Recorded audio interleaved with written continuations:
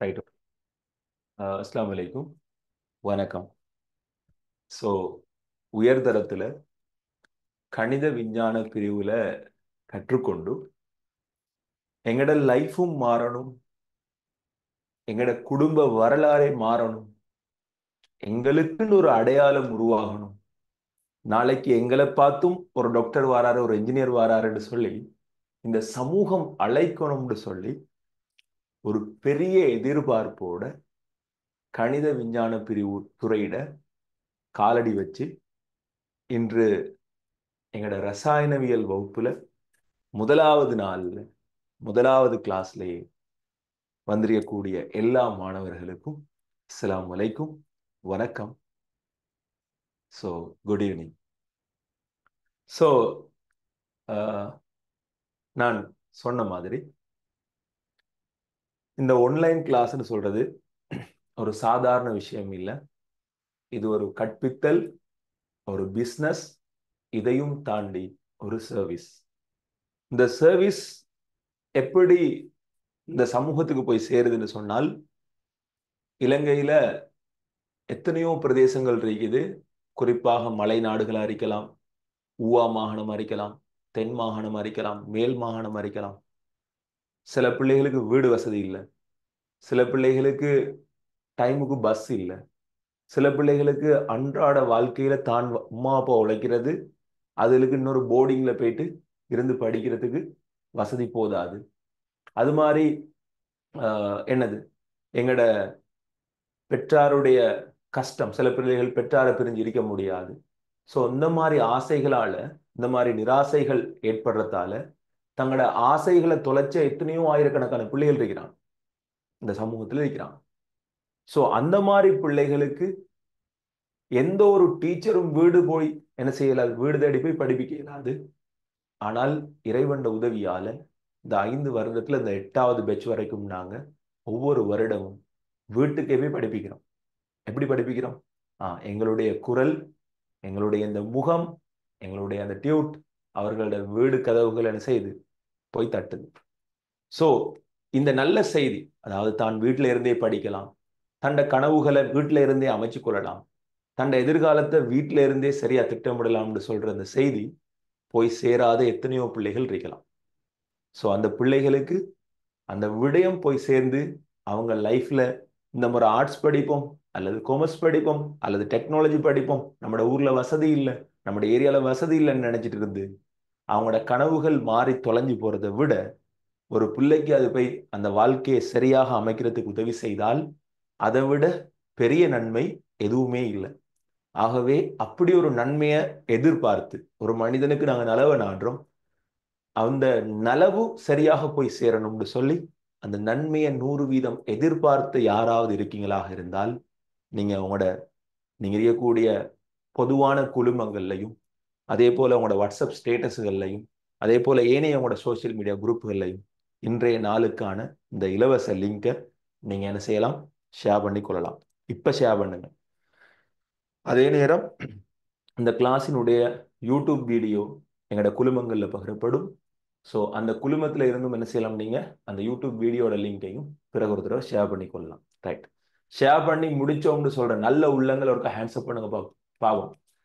நாங்க இறைவண்ட திருப்பெருத்து நாடி எங்களோட கனவுகளுக்கு நாங்க உரம் சேர்க்கணும்னு சொல்லி ஒரு நல்ல எண்ணத்துல எங்கட உமா அப்பா போலவே இன்னொரு உமா அப்பாட பிள்ளையும் நல்லா இருக்கணும்னு நாங்க என்ன செய்யறோம், ஒரு சமூக நலத்தோட சேர்த்து நாங்க யோசிச்சு எங்களோட வேலையை ஸ்டார்ட் பண்றோம்.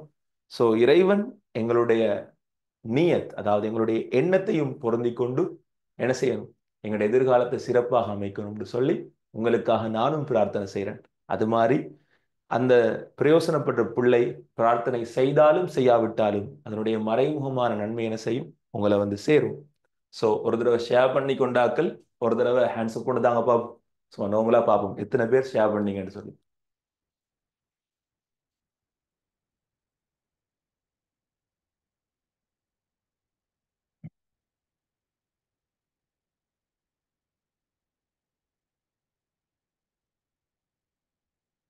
ரைட். ஓகே. ஸோ நீங்க எல்லாரும் ஷேர் பண்ணியிருப்பீங்கன்னு நம்புறேன். இதுல 2 தொலைபேசி இலக்கங்கள் தரப்பட்டிருக்குது. மேலே இருக்கிறது அட்மின் நம்பர், கீழே இருக்கிறது என் நம்பர். ஸோ உங்களுக்கு தாராளமாக இந்த வகுப்புகள் தொடர்பான எல்லா விஷயங்களையும் நீங்க என்ன செய்யலாம், எங்க மூலமாக தொடர்பு கொண்டு பெற்றுக்கொள்ளலாம். ரைட்.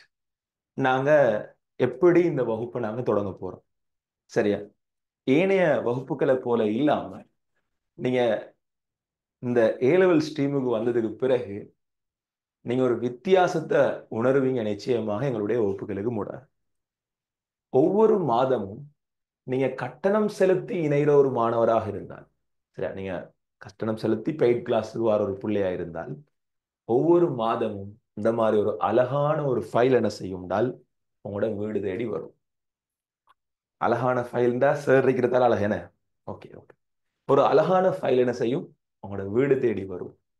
அந்த அழகான ஃபைலுக்குள்ளுக்கும் உங்களோட லைஃபையே மாற்றி அமைக்கக்கூடிய, உங்களோட கனவுகளை நனவாக்கக்கூடிய ஒரு அழகான டியூட் வந்து இந்த அழகான டியூட்ல, சரியா, இந்த அழகான டியூட்ல வடிவா என்ன செய்யப்பட்டிருக்கும், நீங்க எதிர்பார்க்கிற தரத்திலும் அதிகமாக, பொதுவாக உங்களோட ஊர்களில் பிரிண்ட் செய்யற பிரச்சனைகள் இருக்குது. ஒரு பேஜுக்கு சில ஊர்களில் 10 ரூபா 16 ரூபான்லாம் எடுப்பாங்க, கொள்ளை அடிப்பாங்க. ஸோ அப்படி இல்லாம ஒரு அழகான டியூட் உங்களை வந்து சேரும். அந்த அழகான டியூட்ல வடிவா உங்களுக்கு என்ன செய்யும், ஒரு நீட்னஸ் மெயின்டைன் செய்யப்பட்டிருக்கும். எப்படி நீங்க ஒரு டாக்டரா இருந்தா, ஒரு என்ஜினியரா இருந்தா உங்களோட டாக்குமெண்ட்ரி ஒரு அழகான வடிவத்தில் இருக்குமோ, ஸோ அதே போல எல்லா விஷயமும் நீட்டா வந்து சேரும் உங்களோட கைகளுக்கு. ஸோ அந்த டியூட்ல வடிவா ஒரு ஃபர்ஸ்ட் பேஜ் இருக்கும். அந்த ஃபர்ஸ்ட் பேஜ்ல ஹூ இஸ் யுவர் டீச்சர், உங்களுடைய ஆசிரியர் யார் அப்படின்னு சொல்லி ஒரு பேஜ் இருக்கு, சரியா? ஸோ உங்களோட டீச்சர் யார் நீங்க முதல்ல தெரிஞ்சுக்கொள்ளணுமே, நீங்க யார்கிட்ட படிக்கிறீங்கன்னு சொல்லி. ஸோ அதுல ஒரு பயோகிராஃபி. ஸோ அதுல இப்போதைக்கு இங்கிலீஷ்ல தெரியாட்டியும் நாங்க இப்போதைக்கு தமிழால பார்த்துட்டு என்ன செய்வோம், ஒரு காலத்துல இங்கிலீஷ்ல படிப்போம்னு சொல்லி, ஸோ இங்கிலீஷாலையும் தமிழாலையும் பைலிங்குவல் என்ன செய்யப்பட்டிருக்கும், தரப்பட்டிருக்கும். ஸோ அதை தொடர்ந்து அந்த டியூட்ல அழகான ஒரு பேஜ்ல வடிவா உங்களோட ஒட்டுமொத்த வாழ்க்கையிலையும், நீங்க ஒரு டாக்டராக போறீங்களா, இன்ஜினியராக போறீங்களா, அல்லது வேற துறைகள்ல ஏதாவது சாதிக்க போறீங்களா, அதை தீர்மானிக்கிற உங்களோட ஏ-லெவல் ரசாயனவியல் சிலபஸ், உங்களோட ஏ-லெவல் ரசாயனவியல் சிலபஸ் இருக்கும் முதலாவது பேஜ்லேயே. ஸோ அதை தொடர்ந்து நீங்க அப்படியே பார்த்து கொண்டு போனீங்களாக இருந்தால், அதை தொடர்ந்து வடிவா அடுத்த பேஜ்ல உங்களோட முதலாவது யூனிட்டுக்கான சிலபஸ் இருக்கும். உங்களோட முதலாவது யூனிட்டுக்கான சிலபஸ் இருக்கும். அதை தொடர்ந்து வடிவா நீங்க ஒவ்வொரு மாசமும் அழகா வீட்டில இருந்து படிக்கிறதுக்கு ஏற்ற மாதிரி என்ன செய்யப்படும், உங்களோட ஏ-லெவல் தியரி அடங்கிய ஒரு அழகான டியூட் உண்டு, ஒரு புக் கொண்டு உங்களுக்கு கிடைக்கும். நீங்க என்ன செய்யலாம், அழகா இதை வீட்டில இருந்து ஈச் அண்ட் எவ்ரி மந்த் பெற்றுக்கொண்டு அழகா ஃபீல் பண்ணி கொண்டு படிச்சு கொண்டு போகலாம். எந்த ஒரு கஷ்டமும் உங்களுக்கு இல்லை. ஒரு மாதத்துல 4 வாரங்கள்லையும் வகுப்புகள் மொத்தமாக 3 வகுப்புகள் ஒரு வீக்குக்கு தீர்மானிக்கப்பட்டிருக்குது. ஸோ குறிப்பாக மண்டே, வெனிஸ்டே, தேர்ஸ்டே, சரியா, குறிப்பா மண்டே, அது போல வெனிஸ்டே, அது போல தேர்ஸ்டே, இந்த 3 நாட்களும் இரவு 7 மணி அளவில் என்ன செய்யப்படும், இரசாயனவியல் தியரி வகுப்புகள் நடைபெறும் 9 மணி வரைக்கும். இதுல அதிகமான மாணவர்கள் எனக்கு தெரிஞ்சவங்க இருப்பீங்க, சில பேர் எனக்கு தெரியாதவங்களும் இருப்பீங்க. தெரிஞ்சவர்களுக்கு அறிமுகம் தேவையில்லை, ஆனாலும் தெரியாதவர்களுக்காக அறிமுகம் சொல்றேன். நான் உங்களோட அயாஸ் சார். ஸோ இந்த 5 வருட கொரோனாக்கு பிறகு இந்த 5 வருட காலத்துல ஆன்லைன் மூலமாக சீசனுக்கு நிறைய பலன்கள் வாரது போல, எப்படி சீசனுக்கு நிறைய பலன்கள் வாரது போல நிறைய பேர் என்ன செய்வாங்கன்னு சொன்னால், ரிசல்ட்ஸ் வரும்போது அல்லது புதிய பேட்ச் தொடங்கும் போது போஸ்டர் போட்டு ஆன்லைன் கிளாஸ் தொடங்குவாங்க. ஆனா தொடர்ச்சியாக செய்ய மாட்டாங்க. 2 மாசத்துல 3 மாசத்துல அவங்களோட காசு சுருட்டிட்டு ஓடிடுவாங்க. அப்படி இல்லாம இந்த 5 வருடமாக ஆன்லைன்ல ஒரு பெட்ச கூட இடையில கைவிடாம தொடர்ச்சியாக வகுப்புகள் நடத்திய பெருமையில பங்கு கொள்ளக்கூடிய ஆள் நானும் ஒரு முதன்மையானவனாக இருப்பேன். இந்த முறை இன்னும் ரிசல்ட்ஸ் வரல. ரிசல்ட்ஸ் வந்தா விளங்கும். எங்களோட கடந்த பேட்ச்ல இது வரைக்கும் 800 பேர் பேப்பர் கிளாஸ்ல படிச்சுக்கிறாங்க. அதாவது 2024 பேப்பர் கிளாஸ்ல 800 பிளஸ் ஸ்டூடெண்ட்ஸ் என்ன செஞ்சுக்கிறாங்க, எங்கிட்ட இந்த முறை எக்ஸாம் செஞ்சுக்கிறாங்க, எங்கிட்ட படிச்சு. சரி, இதுல அதிகமான மாணவர்கள் இன்னொரு இடத்துல படிச்சு பாடம் விளங்காம ஃபர்ஸ்ட் சை செகண்ட் சைடு எல்லாமே ஃபெடப் ஆகி திரும்ப வந்து தங்களோட லைஃபை கட்டமைச்சு கொண்டாக்கள்.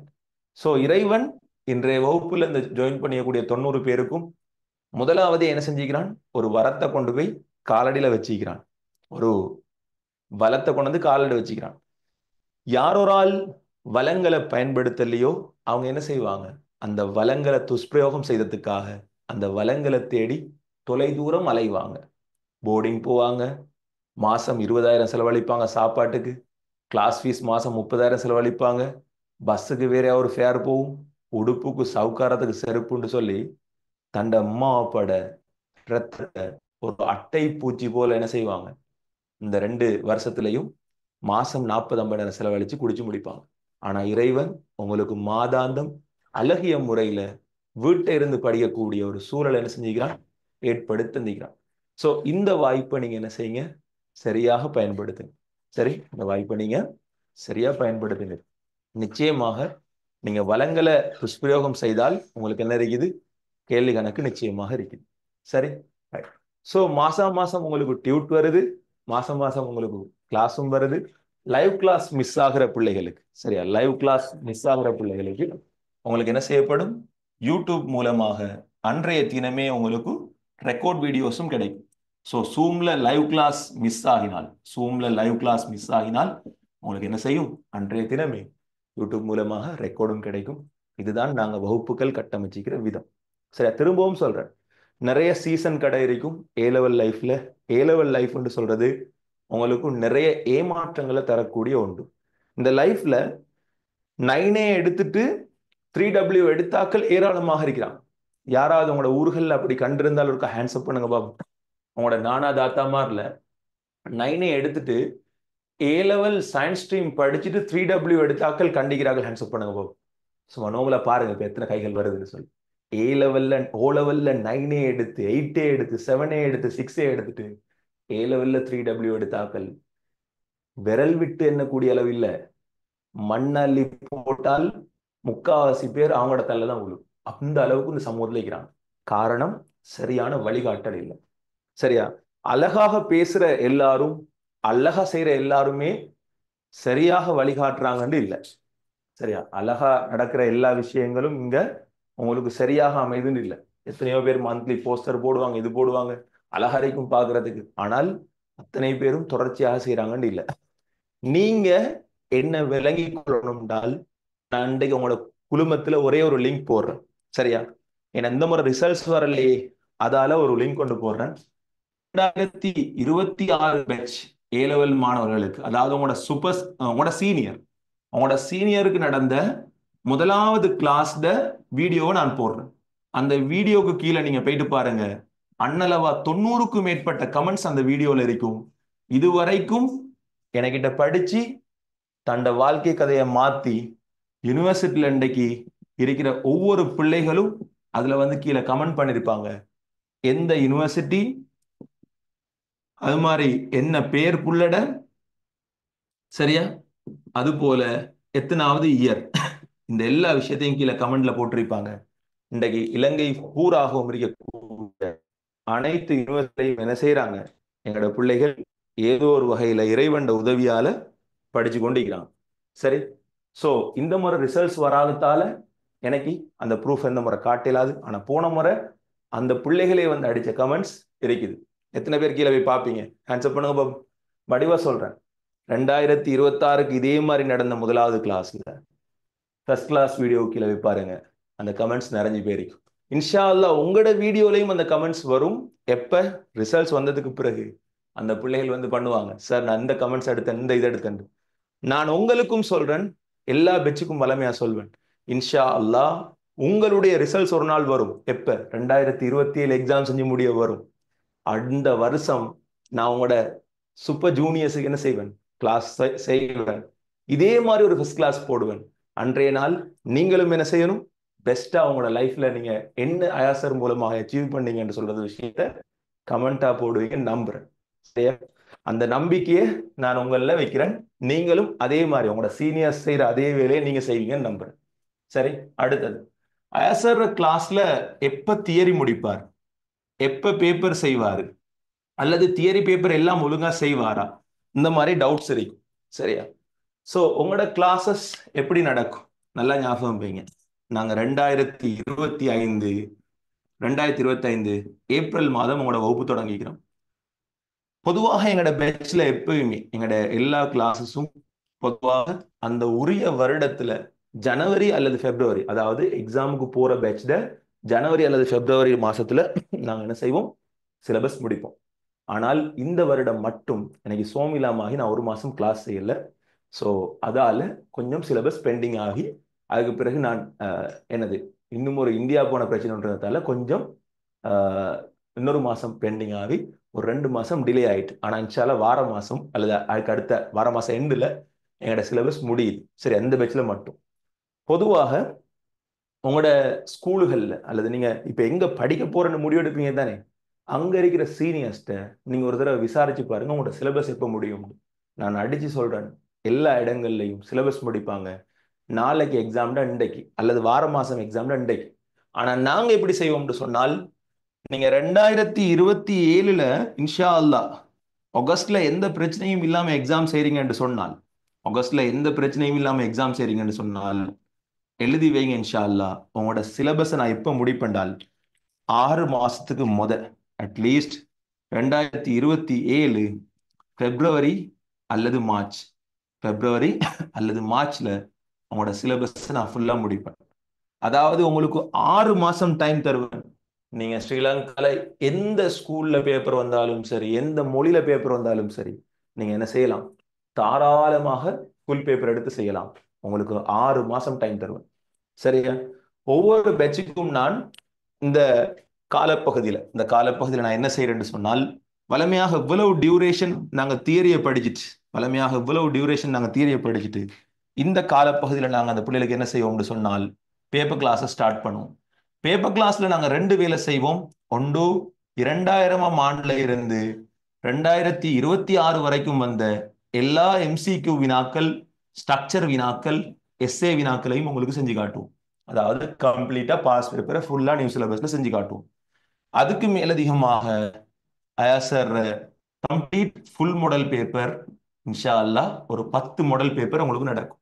10 அல்லது 8 அல்லது 9 சம்திங், ஒரு ஃபுல் மாடல் பேப்பர் 8 அல்லது 10 ஃபுல் மாடல் பேப்பர் உங்களுக்கு நடக்கும். அதாவது கம்ப்ளீட்டா ஃபுல் மாடல் பேப்பர்.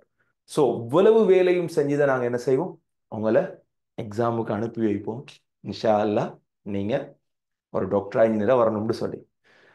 ஸோ இதுவரைக்கும் என் 2026 கிளாஸஸ்ல, சரியா, நான் தொடங்கின 2026 சீனியர் கிளாஸஸ்ல 200 பேருக்கு மேல தியரி படிக்கிறாங்க. அதுபோல என்னுடைய 2025 கிளாஸஸ்ல கிட்டத்தட்ட 270 பேர் சுஜம் தியரி படிக்கிறாங்க இது வரைக்கும். அதே நேரம் 2025 பேப்பர் கிளாஸஸ்ல இதுவரை இந்த முறை, அதாவது கரண்டா நடந்து கொண்டிருக்கிற பேட்ச்ல 300+, ஒரு 320 330 மாதிரி பேப்பர்ல ஜாயின் பண்ணிக்கிறாங்க மொத்தமாக. சரியா? ஸோ ஹவெவர் ஒரு வருடத்துக்கு குறைஞ்சது 700 பேர் படிக்கிறாங்க. ஆனா ரிசல்ட்ஸ் வந்ததுக்கு பிறகு இது 800 வரைக்கும் போகும். இந்த பேப்பர் 800 வரைக்கும் போகும். ஸோ நாடளாவிய ரீதியில இவ்வளவு அச்சீவ்மெண்ட்ஸ் எங்கிட்ட இருக்குது. இன்னும் ஒன்று சொல்றேன், நான் உங்களுக்கு ப்ரொமிஸ் பண்ணி சொல்றேன். நீங்க என்ன செய்யுங்கன்னு சொன்னால், நான் சொல்றது போயிட்டால் நீங்க பகிரங்கமா என் நம்பரை தொடர்பு கொண்டு கேளுங்க. இப்போ உதாரணமா, சார் கொழும்பு யூனிவர்சிட்டியில உங்கள்கிட்ட யார் இருக்குது கேளுங்க, நான் உடனே சொல்லுவேன், இந்த இந்த இந்த இந்த புள்ளி எல்லாம் கொழும்பு யூனிவர்சிட்டியில நீங்க இருக்குது, இந்த கோர்ஸ்ல நீங்க போயிட்டு விசாரிங்கன்னு சொல்லி. சார் ஜெயப்பூர்ல யார் இருக்குது நான் சொல்லுவேன். சார் ஜப்னால யார் இருக்குது நான் சொல்லுவேன். சார் ஈஸ்டர்ல யார் இருக்குது நான் சொல்லுவேன். சார் சவுத் ஈஸ்டர்ல யார் இருக்குது நான் சொல்லுவேன். இன்றைக்கு இலங்கையில் இருக்கக்கூடிய எல்லா யூனிவர்சிட்டிலையும் ஃபர்ஸ்ட் இயர் தேர்ட் இயர்கள்ல நாங்க என்ன செஞ்சுக்கிறோம், அந்த அளவுக்கு என்னோட பிள்ளைகளை நாங்க உருவாக்கி வச்சுக்கிறோம். நீங்க எந்த யூனிவர்சிட்டி சொன்னாலும் அதுல சொல்றதுக்கு எங்களுக்கு என்ன இருக்குது, ஸ்டூடெண்ட்ஸ் இருக்குது. நீங்க நம்பிக்கை இல்லாட்டி டெஸ்ட் பண்ணி பாருங்க, நான் எந்த கோவமும் இல்லை. நான் சொல்றது போயின்னா நீங்க டெஸ்ட் பண்ணி பாருங்க, நான் எந்த கோவமும் இல்லை. நான் அப்படி போய் சொன்னேன்னா நீங்க ஸ்கிரீன்ஷாட் அடிச்சு பப்ளிக்கா போடுங்க. ம் நான் அப்படி போய் சொன்னால் நீங்க ஸ்கிரீன்ஷாட் அடிச்சு என்ன செய்யலாம், பப்ளிக்கா போடலாம். இதே இதே வீடியோ வரைக்கும் யூடியூப்ல கீழே வந்து போடுங்க, பப்ளிக்கா உங்களோட ஸ்கிரீன்ஷாட் பண்ணி போடுங்க. சார் நான் உங்கள்கிட்ட எந்த யூனிவர்சிட்டி கேட்டு நீங்க எந்த யூனிவர்சிட்டியில யார் இருக்குன்னு சொல்லவே இல்லைன்ட்டு. எல்லாரும் சவாலுக்கு ரெடியா? சோ உங்களுக்கு இவ்வளவு பகிரங்கமா உண்டு சவால் ஒன்று விடுக்கிறேன்னா என்ன அர்த்தம், உண்மை இருக்கின்ற அர்த்தம். Right, okay. ஸோ எல்லாத்துக்கும் மேல நாங்க எங்கிட்ட என்ன இருக்கணும், ஒரு கிளாஸ் உண்டு. நாங்க படிக்கிற நேரம் நாங்க 2 வருஷம் படிக்க போறோம். முதலாவது எங்களோட சார் யாரு, எங்களுக்கு கிடைச்ச வளம் என்ன, இறைவன் எங்களுக்கு ஏற்படுத்தி தந்த வாய்ப்பு என்னன்றதை நாங்க விளங்கிக் கொள்ளணும். ரெண்டாவது அந்த சாரை நம்பி நாங்க என்ன செய்யணும், முழு மூச்சோட படிக்கணும். சோ இந்த ரெண்டு விஷயமும் உங்களுக்கு கிளியரா?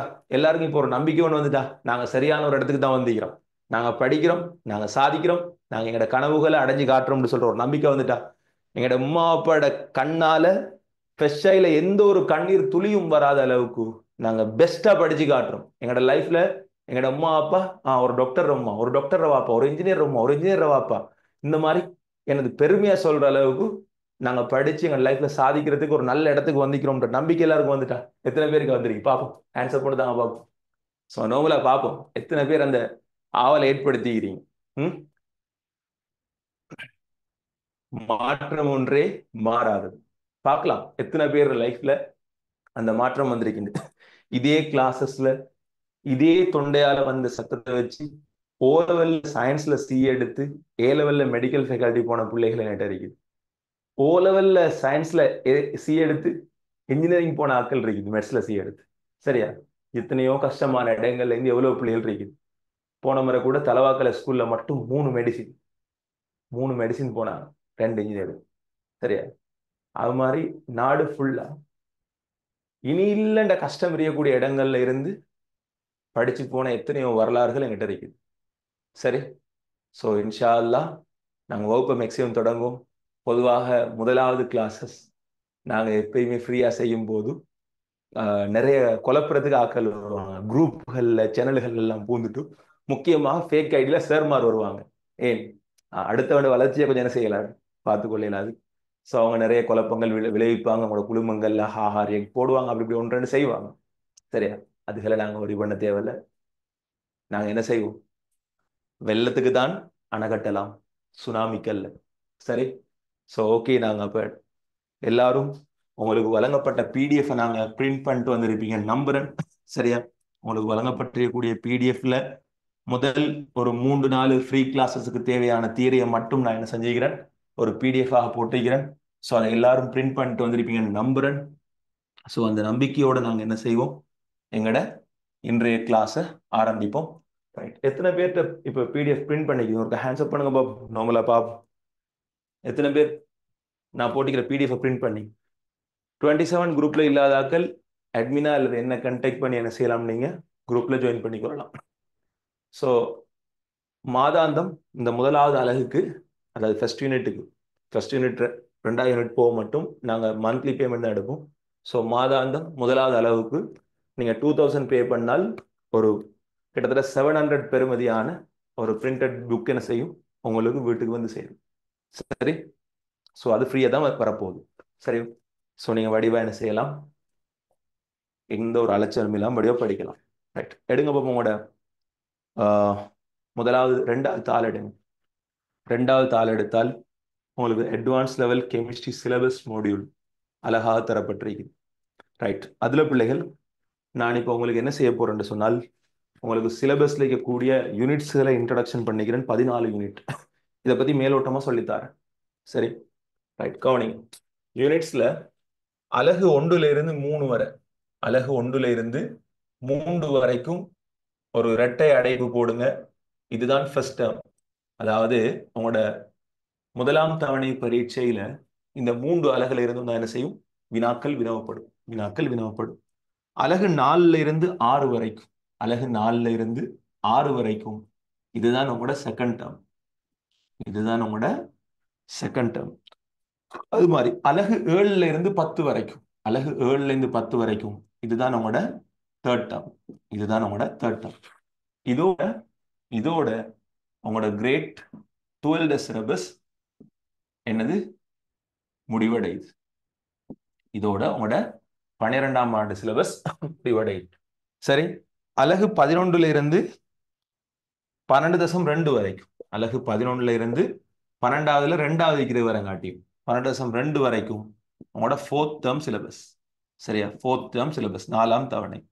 அதுல 12.3, அதாவது 3வதுல இருக்கிற அவத்தை சமநிலையில இருந்து 13வது வரைக்கும், அதாவது மின் ரசாயனம் வரைக்கும் உங்களை 5வது சிலபஸ், 5th டேர்ம், உங்களோட 5வது டேர்ம். ஸோ கடைசியாக இருக்கிற 14வது யூனிட் தான் உங்களோட 6வது டேர்ம். 6வது டேர்ம் ஸோ தவணை பரீட்சை. இந்த 3 தவணை பரீட்சையும் உங்களோட 13ஆம் ஆண்டு சிலபஸ். உங்களோட 13ஆம் ஆண்டு சிலபஸ். ஸோ உங்களோட ஸ்கூல்களில் எவ்வளவு காலம் எடுப்பாங்க? எவ்வளவு எடுப்பாங்க?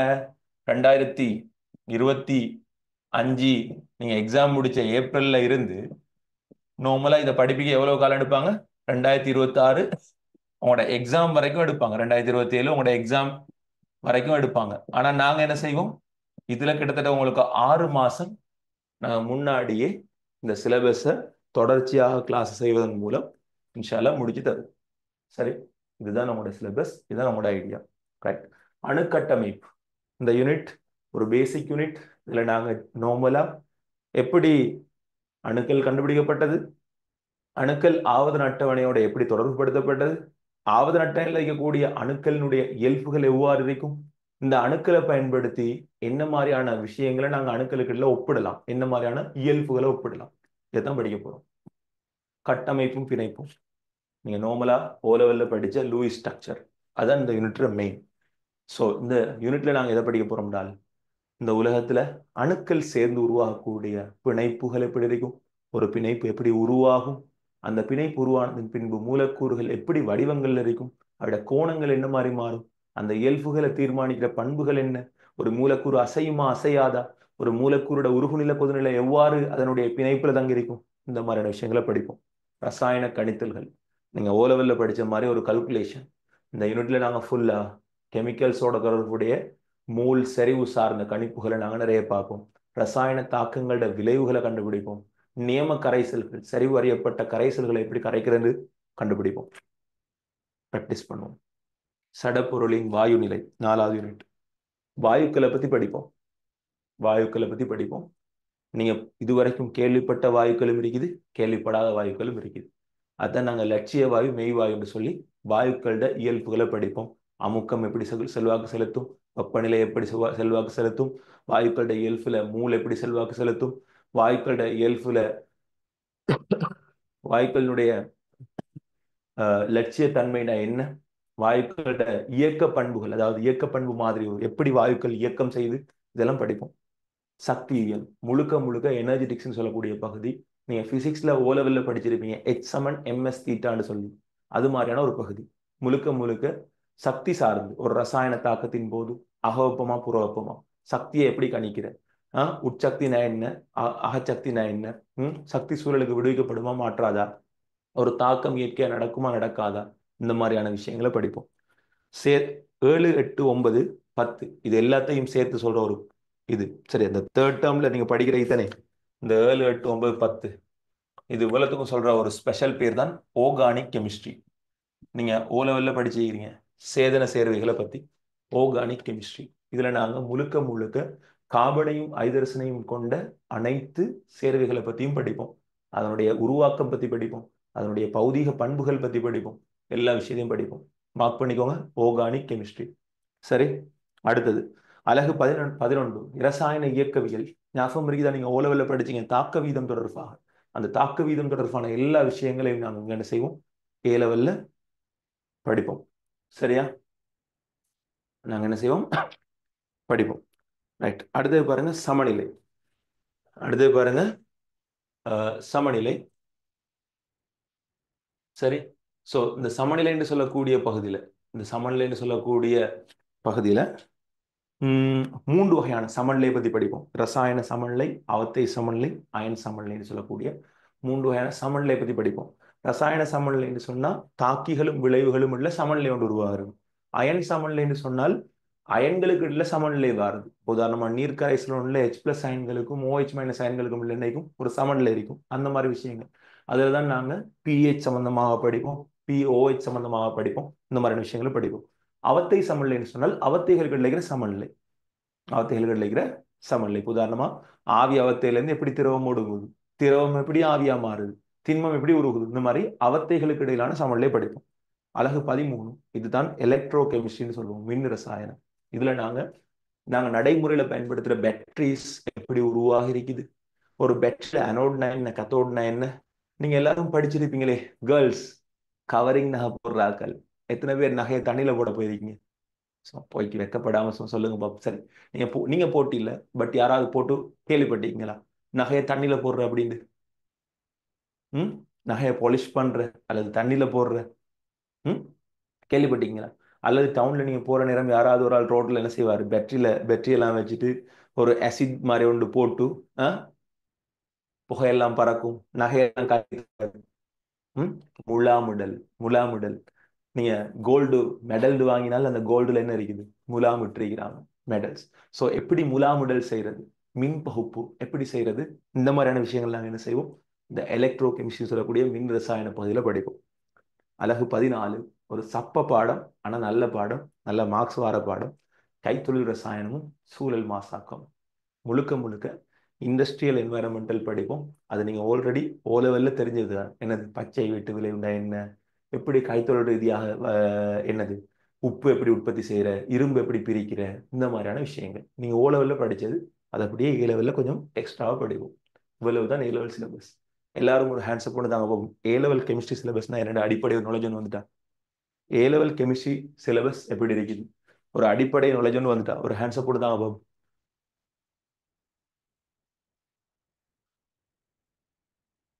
ஏங்க நீங்க சொன்னா தான் எனக்கு விளங்கும். ஸோ நானும் இவ்வளவு கஷ்டப்பட்டாலாம் சொல்லித்தாரேன். ஸோ நீங்க சொன்னதான் எனக்கு விளங்கும்.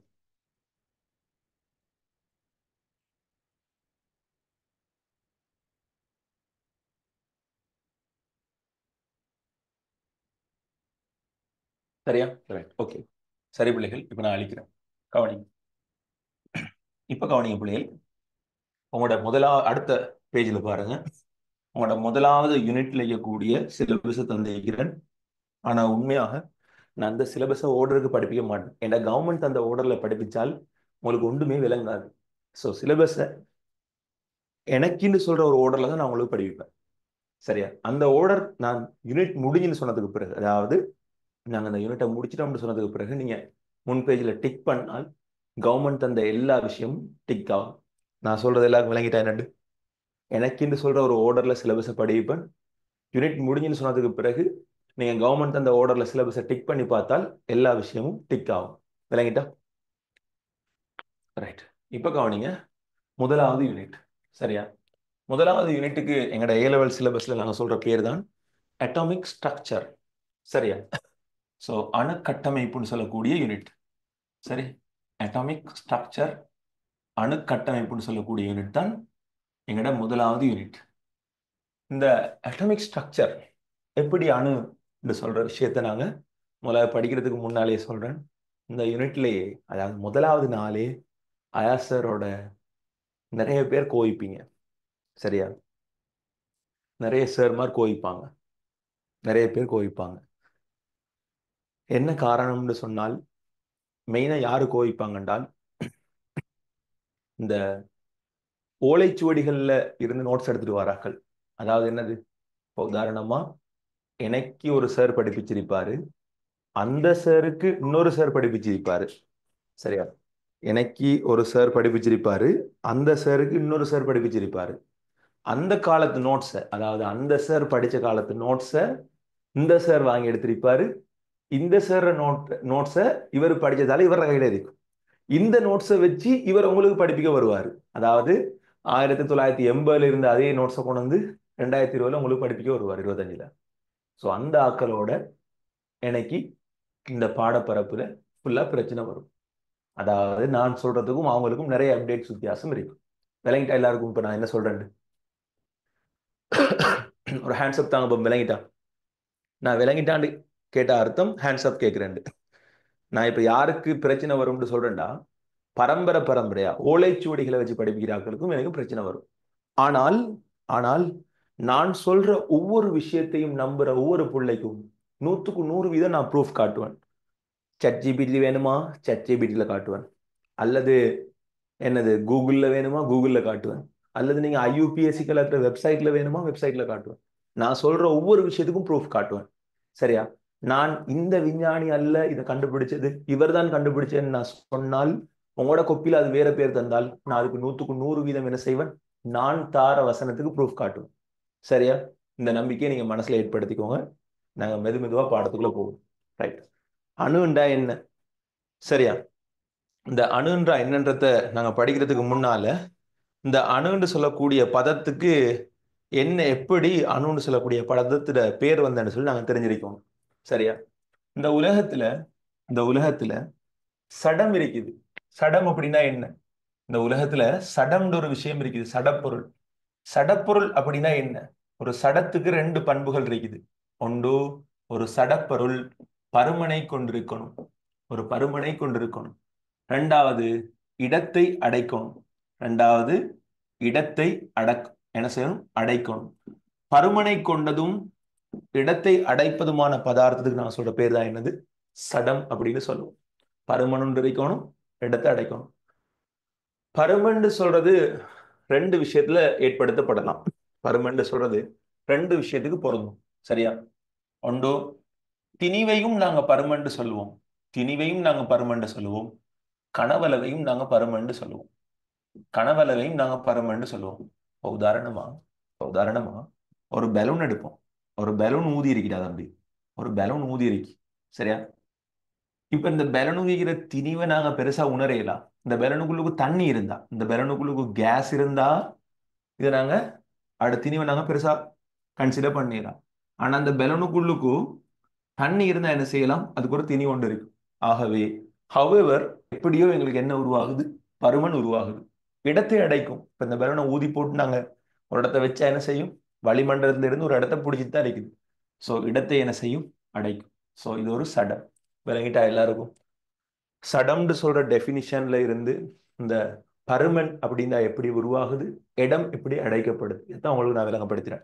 சரி, கவனிங்க. உலகத்துல எல்லாமே ஒரு சடம். சடங்கள் எப்படி ஆக்கப்பட்டிருக்குது?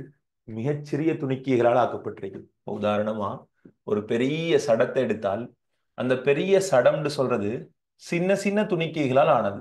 சின்ன சின்ன துணிக்கைகள் நிறைய சேர்ந்து உருவானது. அந்த சின்ன சின்ன துணிக்கைகளை இன்னும் நீங்க பிரிச்சு பார்த்தீங்களாக இருந்தால் இன்னும் சின்ன சின்ன துணிக்கைகளால் ஆக்கப்பட்டிருக்கும். அந்த சின்ன சின்ன துணிக்கைகளை இன்னும் பிரிச்சு பார்த்தீங்கன்றால் இன்னும் மிகச்சிறிய துணிக்கைகளால் ஆக்கிருக்கும். ஆகவே ஒரு சடத்தை ஆக்கிய, அதாவது ஒரு சடம் உருவாகிய மிகச்சிறிய துணிக்கை, எளிய மிகச்சிறிய துணிக்கைக்கு டால்டன் சொல்லக்கூடிய ஒரு விஞ்ஞானி ஒரு பேர் சொன்னாரு. அதுதான் அணு அப்படின்னு சொன்னாரு. அணு. அணு மீன்ஸ் எட்டம். அப்ப அணுக்கு அணுன்னு சொல்ற அந்த டெபினிஷன் அடிப்படையில சரியா அந்த இதை கொண்டு முன்மொழிஞ்சது யாரு? டால்டன். ஸோ இதுக்கு முதல்ல பழைய காலத்து ஆட்கள் நிறைய பேரை சொல்லுவாங்க. சரியா? அவர காலம் இவர காலம் அதெல்லாம் சொல்லுவாங்க. ஆனா அதெல்லாம் ஏலவல் சிலபஸ்ல எப்பயுமே கன்சிடர் பண்றது இல்லை அவ்வளவு தூரத்துக்குலாம். ஏலவல் சிலபஸை பொறுத்த மட்டும் நாங்க சாய்ஸ் பண்ணி செலக்டட் ஏரியாஸ்ல படிச்சால் வடிவ கேள்விக்கு என்ன செய்யலாம்? ஆன்சருக்கு போகலாம். ஆகவே அணுவெனும் பதத்தை சரியா நிறுவினது யாரு? டால்டன் சொல்லக்கூடிய விஞ்ஞானி. டால்டன் டால்டன் அணுவுக்கு வரைவிலக்கணம் கொடுக்க வெளியிட்டாரு. அணுவுக்கு 4 விதமான கொள்கைகளை டால்டன் உருவாக்கினார். ஒரு அணு அப்படின்னு சொல்றது இப்படித்தான் அப்படின்னு சொல்லி 4 விதமான கொள்கைகளை உருவாக்கினார். அவர முதலாவது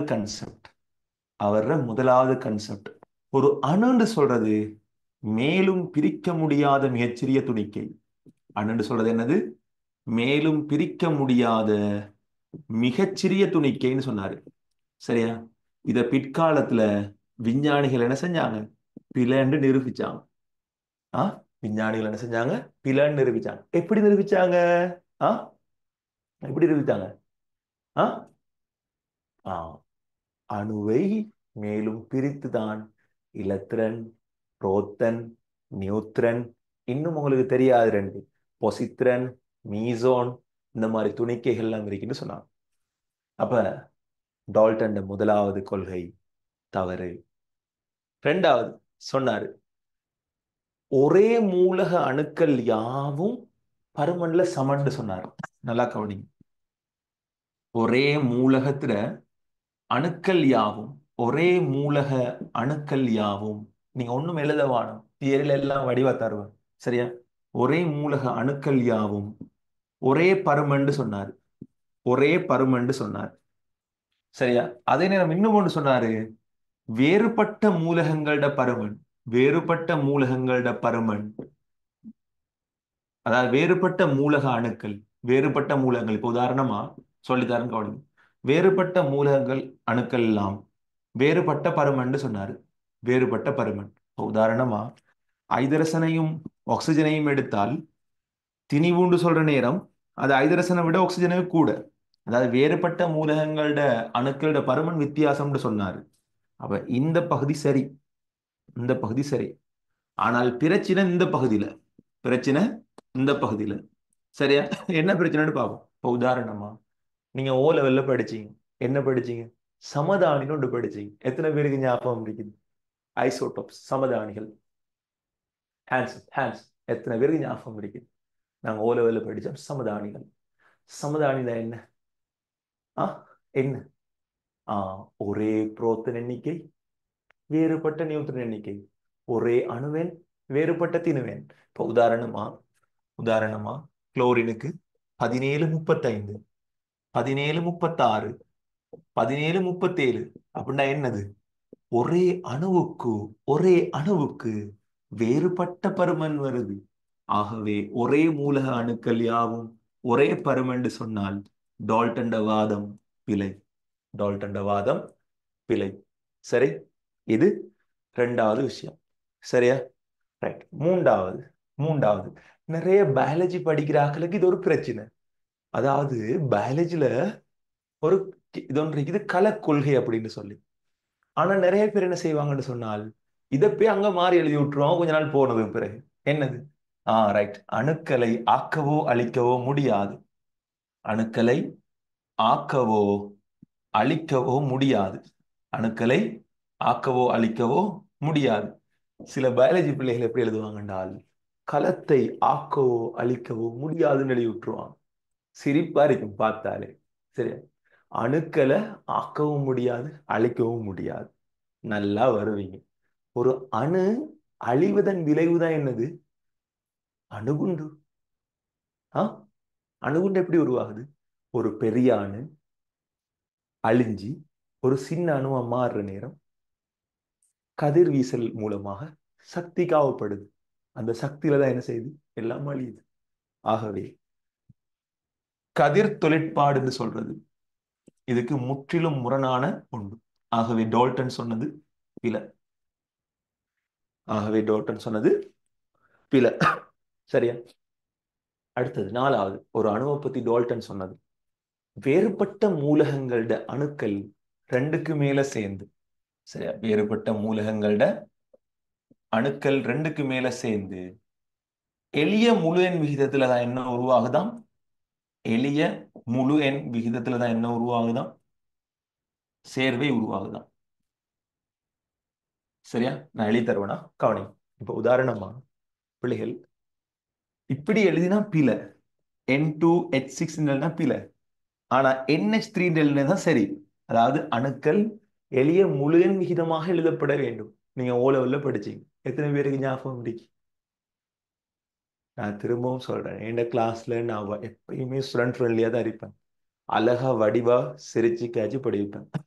என் மூட நீங்க மாத்தாத வரைக்கும். நான் விளங்கிச்சான்னு கேட்டா நீங்க ரியாக்ட் பண்ணணும். சரியா? உங்களுக்காகத்தான் நான் இறங்கி வந்து படிப்பிக்கிறேன். இந்த இடத்துல நான் தனியா கத்துறது யாருக்காக? உங்களுக்காக. ஸோ நீங்க அதை விளங்கி கொள்ளணும். சரியா? நீங்க போ விலகு. போ என்ற இயல்புகளை விளங்கி கொள்ளுங்க. சரி, ஓகே. இது சரி. அப்ப நான் கேட்கிறேன், ஏன் எங்களுக்கு குளுக்கோஸை இப்படி எழுதாம எங்களுக்கு இப்படி எழுத இயலாதா? ஏன்? அணுக்கள் எளிய முழு எண் விகிதத்தில் எழுதப்படணும். சேர்வைகள். அப்ப நாங்க குளுக்கோஸ் நாங்க இப்படி எழுத இயலாதா? எழுதே இயலா. ஏன் எழுத இயலா? அது அப்படித்தான் எழுதே இயலா. ஸோ ஓர்கானிக்ல அது பொருந்தாது. ஆகவே அணுக்கள் எப்போதும் எளிய முழு எண் விகிதமாகத்தான் சேரும் என்று சொன்னால் டால்டன் சொன்னது பிழை. என்னதான் பிழையா சொன்னாலும் நாங்க என்ன செய்யறோம்? முதலாக சொன்னதுக்கு எப்போதும் ஒரு மரியாதை இருக்குது. முதலாக சொன்னதுக்கு ஒரு மரியாதை இருக்குது. அதேதான். அந்த மரியாதை தான் என்ன செய்யுது? அணு என்றால் என்னன்னு சொல்றத நிறுவினது யாரு? டால்டன் சொல்லி பெருமையா சொல்ற அளவுக்கு இன்றைக்கு நாங்க கொடுக்குறோம்.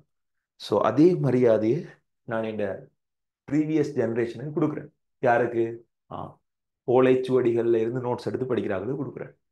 சரி, ஏன்னா அவங்ககிட்டையும் ஒரு காலத்துல படிச்சு நல்லா இருந்த, நல்லா வந்து இன்னைக்கு டாக்டர்ஸா இன்ஜினியர்ஸா வேற வேற ஃபீல்டுகளில் இருக்கக்கூடிய பிள்ளைகள் இருப்பாங்க. ஸோ அந்த மரியாதையை நாங்கள் வைப்போம். சரியா? அவர்களுக்குரிய மரியாதை நாங்கள் கொடுக்கணும், நாங்கள் வைப்போம். ஆனால் அதுக்காக அவங்களோட பிழையான கருத்தை எடுத்து நாங்கள் என்ன செய்யலாது? இந்த முறை படிக்க இயலாது. எங்கள்ட சாச்சா டாக்டரா இருக்கலாம், அவர் அங்க படிச்சிருக்கலாம் அந்த பழைய காலத்துல. அதுக்காக நாங்க என்ன செய்யலாது? அந்த பழைய காலத்து ஆட்களுக்கு மரியாதை கொடுக்கலாம். அதுக்காக நாங்க புதிய ஜெனரேஷன்ல போய் என்ன செய்யலாது? பழச படிக்க இயலாது. நான் சொல்றது உங்களுக்கு நல்லா விளங்குதா? ஆ பிள்ளைகள், நான் உங்களுக்கு சொல்ல வர்றது விளங்குதா? நாங்க மரியாதை தான் கொடுக்கலாம். அதுக்காக நாங்க என்ன செய்ய முடியாது? எங்களோட வாழ்க்கையை கொண்டு போய் தியாகம் செய்ய இயலாது. நாங்க டால்டனுக்கு மரியாதை கொடுப்போம், இல்லண்டு இல்லை. டால்டன் ஒரு இடத்துல கண்டா நாங்க பூரணமா எழுந்து நின்று மரியாதை கொடுப்போம். நான் இன்று வரைக்கும் என் லைஃப்ல ஒரே ஒரு ஆளை தவிர வேற எந்த சேருக்கும் இது வரைக்கும் என் கிளாஸ்ல ஏசி இல்லை. முதல்ல என் கிளாஸ் ஃபீல்டுக்கு வந்த புதுசுல ஒரு மனுஷனுக்கு ஏசினேன். அதை நினைச்சு நான் இன்றைக்கு வரைக்கும் கவலைப்படுறேன், கிளாஸ்ல ஏசினதுக்காக. அதை தவிர்த்து இந்த 5 வருஷ 6 வருஷ ஜேர்னில நான் ஒரு நாளும் இன்னொரு டீச்சருக்கு நான் ஏசியே இல்லை. நான் ஏசையும் மாட்டேன். என்றால் அடுத்தவனை பிழை சொல்லி ஒரு நாளும் நான் சரியாவதற்கு விரும்பவில்லை. நான் எப்படின்னு சொன்னால், நான் சரியாக வேலை செஞ்சு நான் நல்ல பேர் எடுப்பேன். ஆனா அடுத்தவனை ஒரு நாளும் பிழையாக்கி நான் என்ன செய்ய மாட்டேன்? நல்ல பேர் எடுக்க மாட்டேன். ஸோ அதைத்தான் உங்களுக்கும் சொல்லித்தாரேன். நீங்க என்கிட்ட இருந்து நல்ல பண்புகள் ஏதாவது இருந்தால் அதை நீங்க எடுத்துக்கோங்க. என்கிட்ட ஏதாவது கெட்ட பண்புகள் நீங்க கண்டால் அதை நீங்க எனக்கு சுட்டி காட்டுங்க. அதே நேரம் நீங்களும் என்ன செய்யுங்க? நல்ல பிள்ளைகளா வாழுங்க. அதே நேரம் மரியாதை கொடுக்க வேண்டியவர்களுக்கு மரியாதையை கொடுங்க. ஆனால் அவர்கள் பிழைன்னு சொன்னதுக்காக, இப்போ உதாரணமா ஒரு ஆட நோட்ஸ்ல பிழையா சொல்லி தராங்கன்னு சொன்னதுக்காக நீங்க என்ன செய்ய தேவையில்ல, போயிட்டு இது பிழை இது சரின்னு நீங்க அவங்கள்ட்ட ஆர்கியூ பண்ண தேவையில்லை. உங்களுக்கு தெரியும் சார் படிப்பிச்சது சரியா பிழையா. ஸோ அது சரின்னு நீங்க என்ன செய்யுங்க? நீங்க எடுத்துக்கோங்க. நான் சொல்றது விளங்குதா? உதாரணமா ஸ்கூல்ல ஒரு பழைய டீச்சர் இருக்கலாம். அவங்க அந்த பழைய காலத்து நோட்ஸை படிப்பிக்கலாம். அப்ப நீங்க அவங்களோட போய் ஆர்கியூ பண்ண தேவையில்லை. நாங்க சரியா படிப்பிச்சா நீங்க என்ன செய்யணும்? அந்த சரியான விஷயத்தை எடுத்துக்கொண்டு மரியாதையை கொடுங்க. சரி, ரைட். இப்ப நாங்க அவசரமாக என்ன செய்ய போறோம்னா, இந்த சொன்ன விஷயத்தை டியூப்ல ஃபில்அப் பண்ண போறோம். அது முடிய ஏலெவல் சிலபஸ்ல நிறைய இடங்கள்ல பிழையாக படிப்பிக்கக்கூடிய ஒரு பெரிய பகுதி ஒன்று இருக்குது, ஒரு முக்கியமான பகுதி. அதை நான் விளங்கப்படுத்துவேன். ஸோ அவசரமா இதை எழுதி கொண்டு வருவோம். ஸோ டியூட் இல்லாதாக்கள் கொஞ்சம் வெயிட் பண்ணணும். சரியா? நான் நேரத்தோடய டியூட்டை போட்டு இது வரைக்கும் பிரிண்ட் செய்யாதாக்கள் நீங்க வெயிட் பண்ணுங்க. அதே நேரம் பிரிண்ட் செஞ்சாக்கள் எழுதுங்க. இப்போதைக்கு நீங்க மந்த்லி பேமெண்ட் 2000 பே பண்ண ஆக்கலா இருந்தால் உடனே உங்களுக்கு என்ன செஞ்சிருப்பாங்க? டியூட்டுகளை டெலிவரி போட்டிருப்பாங்க. வித்தின் 2 or 3 days ஒர்க்கிங் டேஸுக்குள்ளுக்கு உங்களோட வீட்டுக்கு என்ன செஞ்சிடும்? டியூட் வந்துடும். சரி, ஸோ உங்களோட வீட்டுக்கு இப்படி ஒரு டியூட் உண்டோ அழகாக வந்து சேர்ந்துடும். சரி, ஓகே தானே? ரைட், எடுங்கப்பா அவசரம், எடுங்க அவசரமா. ஸோ அழகா முதலாவது பாருங்க, பிஸ்மி சொல்லி தொடங்கடாப்பா. ஆ சரஸ்வதி தேவிக்கு ஒரு மேல ஒரு இதொண்டு போடுங்க. ஹிந்துஸ் போடுறது தானே? Right, okay. ரைட், அணுக்கட்டமைப்பு கவனி. நான் சொன்ன அவ்வளோ விஷயத்தையும் வடிவா எழுதிக்கிறேன். சரி, அதை தவிர்த்து இன்னொரு விஷயம் எக்ஸ்ட்ராவா இருக்குது. சடத்துக்கு 3 பௌதிக நிலைகள் இருக்குது. சரியா? இப்போதைக்கு ஏலெவல் சிலபஸ்ல. ஆனால் சடத்தினுடைய 4வது பௌதிக நிலைமை இப்ப யூனிவர்சிட்டியில படிச்சு கொடுக்குறாங்க. இப்ப கண்டுபிடிக்கப்பட்டிருக்கு. அதான் என்னது? பிளாஸ்மா. அதான் என்னது? பிளாஸ்மா. எவ்வளோத்தையா எழுதிக்கோங்க. சடத்தினுடைய 4வது பௌதீக நிலை இப்ப படிச்சு கொடுக்குறாங்க, பிளாஸ்மா. ஆனா சடத்துக்கு ஏலெவல் சிலபஸ்ல இருக்கிறது என்னது? 3: திண்மம், திரவம், வாயு. ரைட். ஒவ்வொரு சடமும் மிகச்சிறிய துணிக்கைகள் பலவற்றால் ஆனது. சடத்தினுடைய ஆக்க அலகான இம்மிகச்சிறிய துணிக்கைகள் பற்றி ஆரம்ப கருத்துக்கள் டேஷ் எனும் விஞ்ஞானியால் முதலாக கூறப்பட்டது. யார் அந்த விஞ்ஞானி? டால்டன். எழுதிக்கோங்க. சோ கீழே இருக்கிறதான் டால்டன், ஒரு அழகான மனுஷன். டால்டன் எனும் விஞ்ஞானியால் முன்மொழியப்பட்டது. சரி, சோ டால்டன். டால்டனின் கொள்கையின்படி, டால்டன் கொள்கை நீங்க தெரிஞ்சிருக்கணுமா? ரைட். எழுத எழுத தெரிஞ்சில்லாட்டியும் பரவாயில்ல, பாடமாக தேவையில்லை. இது டால்டன் கொள்கை தான் தெரிஞ்சிருக்கணும். வாசிச்சா தெரிஞ்சிருக்கும், வாசிச்சா விளங்குற அளவு தெரிஞ்சிருக்கும். அதான் நான் சொல்றது. ஏ தெரியுமா? ஏலெவல் சிலபஸ்ல இப்படி ஒரு கேள்வி உண்டு. ஒரு முதலாவது கேள்வியா ஒரு கொள்கை, ஒரு 3 கொள்கை தருவாங்க. மேலுள்ள கொள்கைகளை சரியாக முன்மொழிந்த அல்லது மேலுள்ள கொள்கைகளுடன் தொடர்புடைய அல்லது மேலுள்ள வசனங்களுடன் தொடர்புடைய விஞ்ஞானிகளின் பெயரை சரியாக குறிக்கும் தொடரொழுங்குன்னு சொல்லி 3 விஞ்ஞானியோட பேரை என்ன செய்வாங்க, மாத்தி மாத்தி தருவாங்க. ஆகவே நான் திரும்பவும் சொல்றேன், டால்டன்ட கொள்கையை வாசிச்சால் இது டால்டன்ட கொள்கை தான் விளங்கிக் கொள்ற அளவுக்கு நாங்க தெரிஞ்சிருக்கோம். நான் சொன்ன வசனம் எல்லாருக்கும் விளங்கிச்சா?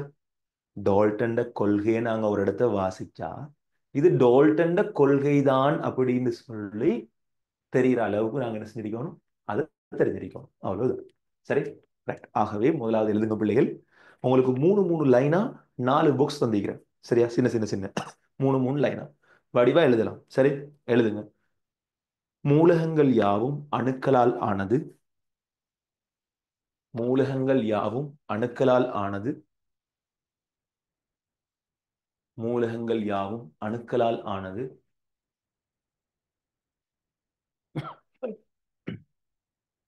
மேலும் பிரிக்க முடியாத மிகச்சிறிய துணிக்கை அணு எனப்படும். தொடர்ந்து எழுதுங்க. மூலகங்கள் யாவும் அணுக்களால் ஆனது. மேலும் பிரிக்க முடியாத மிகச்சிறிய துணிக்கை அணு எனப்படும். மேலும் பிரிக்க முடியாத மிகச்சிறிய துணிக்கை அணு எனப்படும். எழுதினாக்கள் டக்குன்னு ஒரு ஹேண்ட்ஸ் அப் ஒன்று தந்தீங்கன்னு சொன்னா நான் அடுத்த வசனத்தை தொடங்கிடுவேன். அதுக்கு பிறகு நீங்க ஹேண்ட் அவுட் பண்ணிட்டு எழுதணும். திரும்ப ஒருக்கா எழுதி முடிய ஹேண்ட்ஸ் அப் ஒன்று தரணும். அப்ப எங்களுக்கு லேசி, அப்ப எங்களுக்கு டைம் வேஸ்ட் ஆகாது. சரி, கொஞ்சம் கோஆப்ரேட் பண்ணணுமா? ரைட். மூலகங்கள் யாவும் அணுக்களால் ஆனது. மேலும் பிரிக்க முடியாத மிகச்சிறிய துணிக்கை அணு எனப்படும். ரைட். இப்ப அடுத்த, அதாவது 3 லைன் நீங்க யூஸ் பண்ணிருக்கலாம். இப்ப அடுத்த 4வது லைன்ல இருந்து, அதாவது கெப்பு விட்டு அடுத்த வசனத்திலிருந்து தொடங்குங்க. வேண்டாம் வேற கலப்பெண் பாவிங்க, பிரச்சனை இல்லை. சரி, எழுதுங்க. ஒரே மூலக அணுக்கள் யாவும் ஒரே மூலக அணுக்கள் யாவும் ஒரே திணிவை உடையவை. ஒரே மூலக அணுக்கள் யாவும் ஒரே திணிவை உடையவை. ஆனால் ஆனால் வேறுபட்ட மூலக அணுக்கள் வேறுபட்ட திணிவுடையவை. ஒரே மூலக அணுக்கள் யாவும் ஒரே திணிவை உடையவை. ஆனால் வேறுபட்ட மூலக அணுக்கள் யாவும் வேறுபட்ட திணிவை உடையவை. Simple, lazy.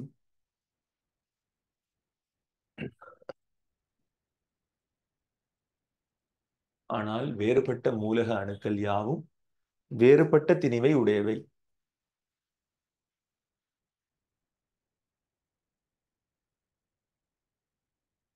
ஆனால் வேறுபட்ட மூலக அணுக்கள் யாவும் வேறுபட்ட திணிவை உடையவை.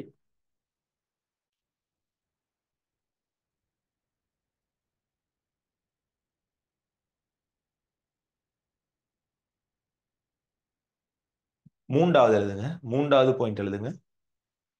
மூன்றாவது பாயிண்ட் எழுதுங்க. அணுக்களை ஆக்கவோ அழிக்கவோ முடியாது.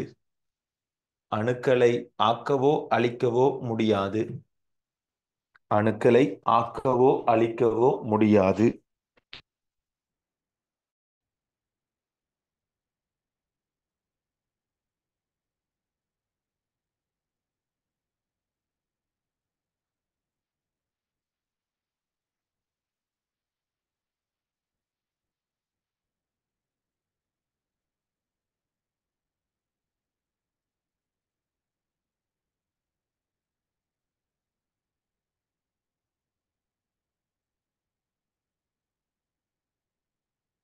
அணுக்களை ஆக்கவோ அழிக்கவோ முடியாது.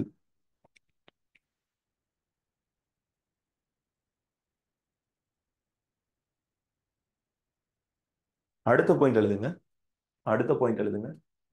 சரி, எழுதி முடிச்சாக்கள். எழுதி முடிச்சாக்கள் ஹேண்ட்ஸ் அப் பண்ணுங்க பாப். 3 பாயிண்ட்டும் சரியா? திரும்ப அது பிறகு நீங்க ஃபெடப் ஆயிருவீங்க எழுதுறாக்கள். சரியா? Right, okay. அடுத்த பாயிண்ட் எழுதுங்க. 4வது பாயிண்ட். அந்த 4வது 3 வரி அதுல எல்லாம் சரி. வெவ்வேறு மூலகங்களின் வெவ்வேறு மூலகங்களின் வெவ்வேறு மூலகங்களின் 2க்கு மேற்பட்ட அணுக்கள் சேர்ந்து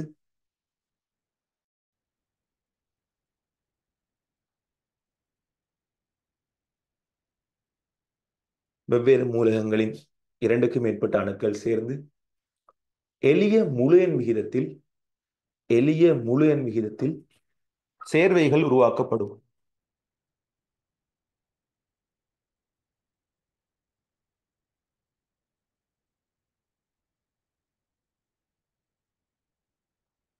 வெவ்வேறு மூலகங்களின் இரண்டுக்கு மேற்பட்ட அணுக்கள் சேர்ந்து எளிய முழு எண் விகிதத்தில் சேர்வைகள் உருவாக்கப்படும்.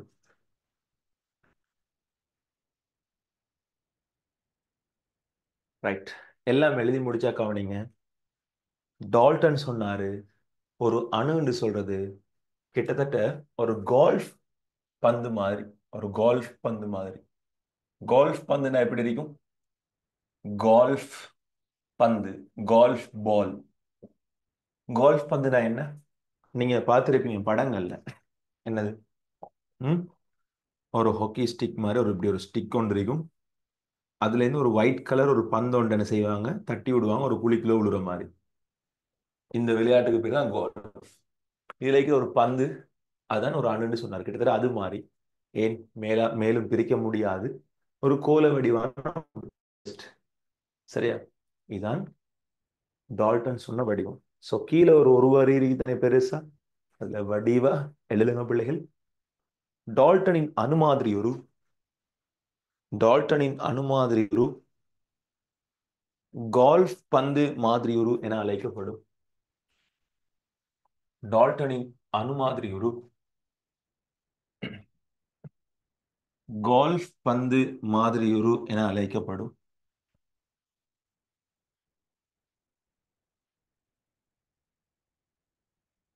கோல்ஃப் பந்து மாதிரியுரு என அழைக்கப்படும்.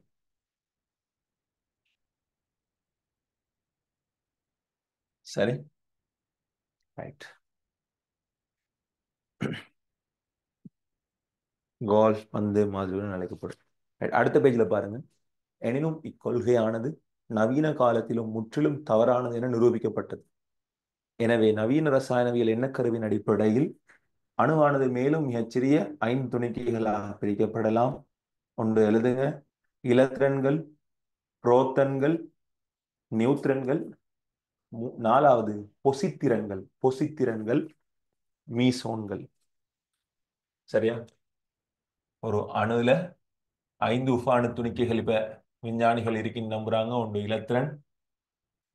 இலத்திரன், அடுத்தது புரோத்தன், அடுத்தது புரோத்தன், மூன்றாவது நியூத்திரன், மூன்றாவது நியூத்திரன், நாலாவது பொசித்திரன்,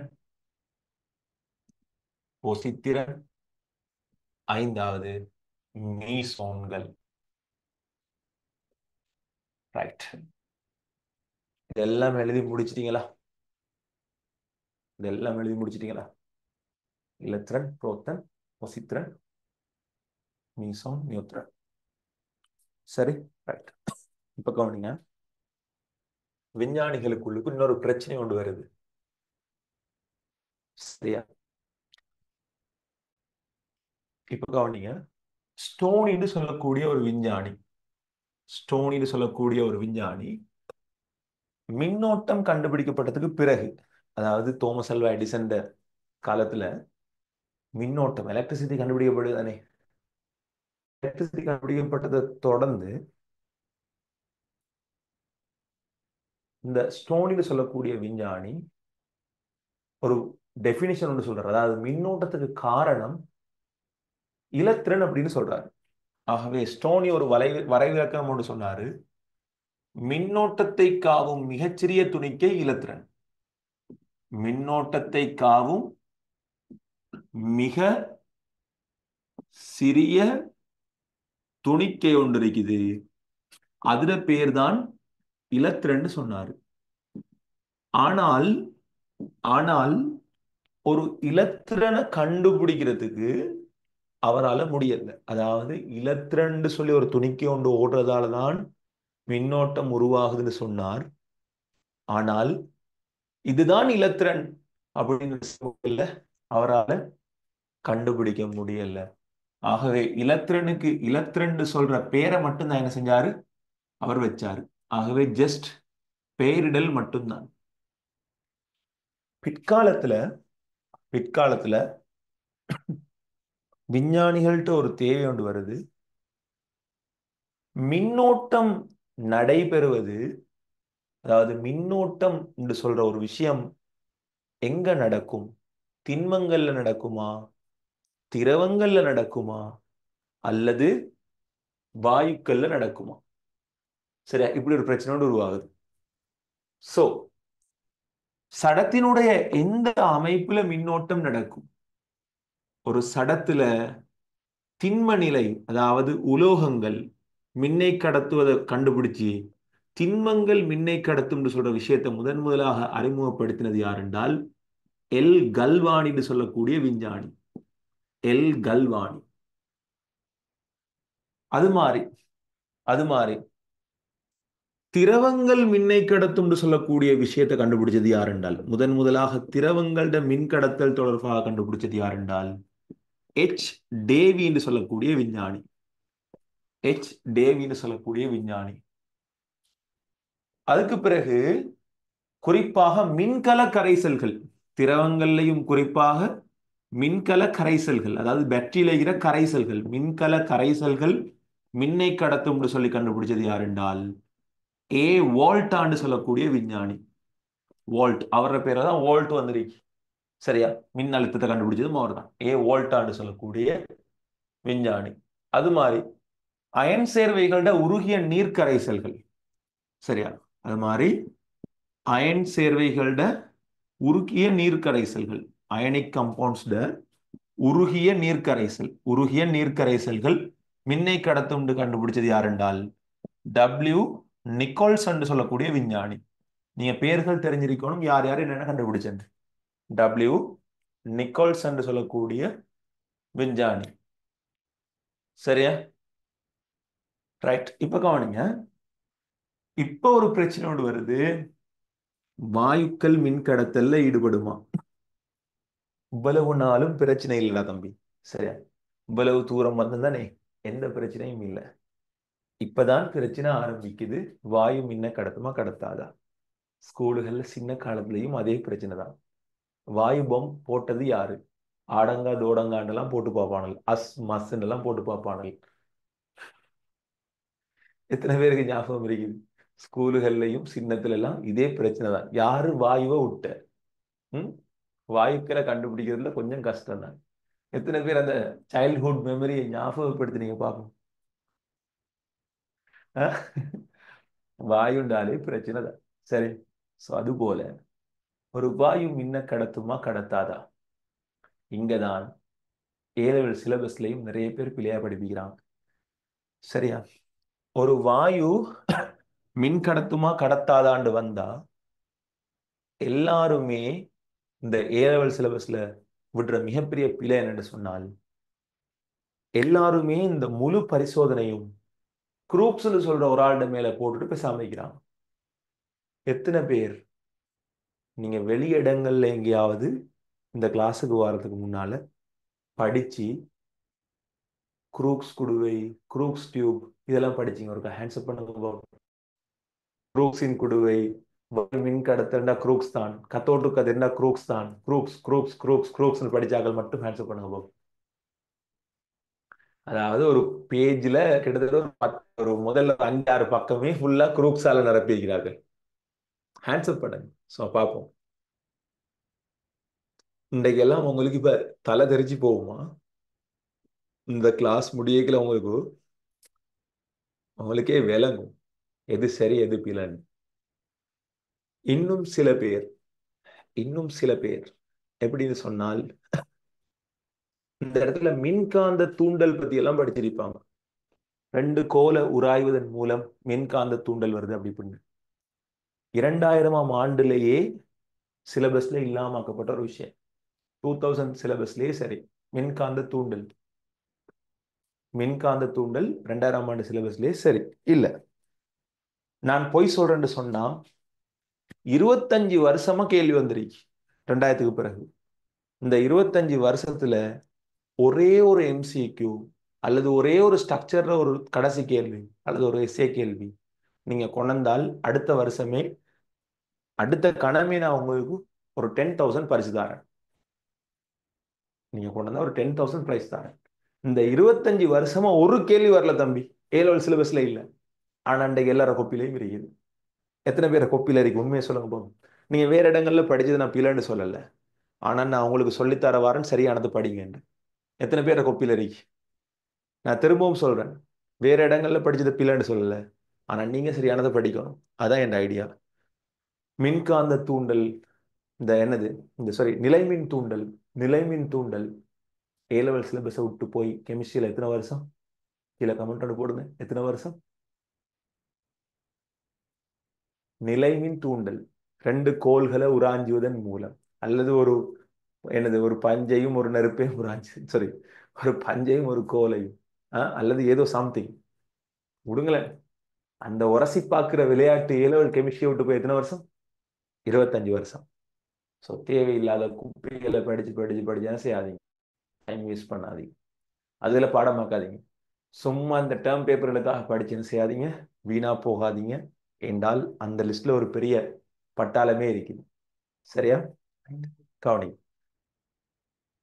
வாயு மின் கடத்துமா கடத்தாதா? வாயு மின் கடத்தல் பற்றிய ஆராய்ச்சிய செஞ்சது முக்கியமாக 3 விஞ்ஞானிகள். ஒன்று ஜூலியஸ் பிளக்கர். Julius plucker. ரெண்டாவது ஹிட்ஆஃப். ரெண்டாவது ஜே ஹிட்ஆஃப். ரெண்டாவது ஜே ஹிட்ஆஃப். மூன்றாவது Eugen Goldstein. E Goldstein. Eugen Goldstein. தமிழாலையும் நீங்க உங்களோட பேர் எழுதலாம், பிரச்சனை இல்லையா? Eugen Goldstein. சரியா? கவனி. ஒரு வாயு மின்கடத்தல்ல ஈடுபடணுமாக இருந்தால், ஒரு வாயு மின்கடத்தல்ல ஈடுபடணுமாக இருந்தால், அந்த வாயுல 2 முக்கியமான நிபந்தனைகள் திருப்திப்படுத்தப்படணும். ஒன்று, அந்த வாயுல பிரயோகிக்கப்படுற மின்னழுத்தம் உயர் மின்னழுத்தமாக இருக்கணும். அதாவது அந்த வாயில பிரயோகிக்கப்படுற மின்னழுத்தம் எப்படி இருக்கணும்? உயர் மின் அழுத்த வேறுபாடா இருக்கணும். உயர் மின் அழுத்த வேறுபாடா இருக்கணும். அது எவ்வளவு உயர் மின்னழுத்த வேறுபாடு என்றால், கிட்டத்தட்ட 5000க்கு மேற்பட்ட வோல்டேஜா இருக்கணும். 5000 to 10,000 அல்லது 11,000 12,000 பிரச்சனை இல்லை, எப்படியோ 5000க்கு மேல இருக்கணும். யாராவது உங்கள்கிட்ட கேட்டால் நீங்க சொல்லி கொடுக்கும் போது கட்டாயம் அந்த பெருமானத்தை 5000க்கு மேல இருக்கணும்னு சொல்லி கொடுங்க. ஏண்டா 250 வோல்ட்னு சொல்றதும் உயர் மின்னழுத்தம் தான். ஆகவே நாங்க சரியா சொல்லிக் கொடுக்கணும். நாளைக்கு ஒரு நீங்க டீச்சர் ஆகினாலும் நீங்க என்ன செய்யணும்? அடுத்த ஜெனரேஷனுக்கு சரியா சொல்லிக் கொடுக்கணும். உயர் மின்னழுத்தம்னு சொன்னால் அது எவ்வளவு? 5000 பிளஸ்ல இருக்கிறது. அப்படி இல்லாட்டி தான் என்ன நடக்கும்? கரண்ட் கம்பி கீழே காலில் ஸ்கூல் போற நேரம் எல்லாரும் பவ்வால் அடிச்சு போட்ட மாதிரி என்ன செய்வீங்க? தலைகீழ தொங்குவீங்க. ம் சும்மா சாதாரணமா இந்த இதுல போற இதுல என்ன செய்வீங்க? பவ்வால் அடிச்சு உடுப்பு உடுப்பு காயப்பட்ட மாதிரி தலைகீழ தொங்குவீங்க. ஆ ரைட். ரெண்டாவது, ரெண்டாவது தாள் அமுக்கம். ரெண்டாவது தாள் அமுக்கம். அது எவ்வளவு தாள் அமுக்கம்? ஒரு ஏடிஎம்னு சொல்றது ஒரு வழி அமுக்கம். அதாவது நாங்க இப்ப இருக்கிற சுவாசிக்கிற வழியில இருக்கிற அமுக்கம் எவ்வளவு? சாதாரணமா ஒரு ஏடிஎம். ஒரு ஏடிஎம்னு சொல்றது 1,00,000 பஸ்கால். எவ்வளவு? 1,00,000 பஸ்கால். ஆனா ஒரு வாயு மின்கடத்தில் ஈடுபடணும்டால் எங்களுக்கு எவ்வளவு பஸ்கால் தேவைண்டால், எவ்வளவுக்கு அமுக்கம் குறையணும்டால் 1 பஸ்கால் அளவுக்கு குறையணும். அதாவது எங்களோட சாதாரண இந்த வழிய அழிக்கிற அமுக்கத்தை நாங்க எவ்வளவு குறைக்கணும்? 1,00,000 மடங்கால குறைக்கணும். 1,00,000 மடங்கால குறைச்சி வோல்ட் எவ்வளவு கொடுக்கணும்? 5000 பிளஸ்ல கொடுக்கணும். அப்பதான் என்ன நடக்கும்? ஒரு வாயு மின்கடத்தும். இதையும் தாண்டி மின்கடத்தல் நடக்கிற சந்தர்ப்பங்கள் இருக்கு. எப்ப? ஒரேடியா 70,000 80,000 வோல்ட்ல அல்லது 1,00,000 2,00,000 வோல்ட்ல ஒரு மின்னல் வந்தா என்ன நடக்கும்? அதையும் தாண்டி மின்கடத்தல் ஈடுபடும். அப்ப நீங்க கேட்கலாம், ஏன் அது நடைமுறைக்கு நாங்க அப்ப சாத்தியப்படுத்த இயலாதா? எங்களுக்கு நடைமுறைக்கு அவ்வளவு பெரிய வோல்டேஜ் நாங்க என்ன செய்யறதில்ல, உருவாக்குறதோ மெயின்டைன் பண்றதோ இல்லை. அவ்வளவு லட்சக்கணக்கில். சோ சரியா? சோ அதாலதான் என்ன செய்யுது? மின்னல் இந்த அமுக்கம் 1,00,000 இருக்கும் போதும் வந்து போகுது. 1,00,000 பிளஸ் வோல்டேஜ் வருவாங்க. நீங்க சாதாரணமா ஒரு ஆய்வு கூடத்துல நீங்க எவ்வளவு ஏற்படுத்தணும்? 5000 விட வோல்ட் கூட இருக்கணும். ஒரு பெஸ்காலை விட அமுக்கம் குறை இருக்கணும். இந்த நிபந்தனைகளை உருவாக்கி ஒரு கத்தோட் கதிர் போரத்தை முதலாக கண்டுபிடிச்சது யார் என்றால் ஜூலியஸ் பிளக்கரும் ஹிட்டோஃபும். ஜூலியஸ் பிளக்கரும் ஹிட்டோஃபும். ஆனா இவங்க கத்தோட் கதிர்னு சொல்ற ஒரு பேரை யூஸ் பண்ணவே இல்லை. அது எப்படின்னு சொல்றேன். கத்தோட் கதிர்னா என்னன்னு சொல்றேன். இப்ப கவனிங்க. இந்த ஜூலியஸ் பிளக்கரும் ஹிட்டோஃபும் இப்போ ஒரு ஆய்வு கூட நிபந்தனைய ஒரு டியூப்ல உருவாக்குறாங்க.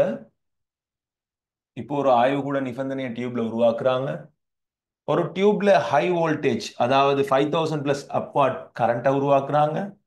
அமுக்கத்தை ஒரு பெஸ்கல் அளவுக்கு என்ன செய்யறாங்க? வழிப்பம்பியை பயன்படுத்தி அவங்களுக்கு வழியை இல்லாமக்கி என்ன செய்யறாங்க? குறைச்சு கொள்றாங்க. ஸோ இப்ப இந்த ஹை வோல்ட்ல இருந்து ரெண்டு முடிவிடங்கள் எடுக்கிறாங்க. ஒன்று மறை பக்கத்துக்கான முடிவிடம், அதாவது மைனஸ் முடிவிடம். ஸோ மறை பக்கத்துக்கு நாங்க சொல்ற பேர் என்ன? கத்தோட்.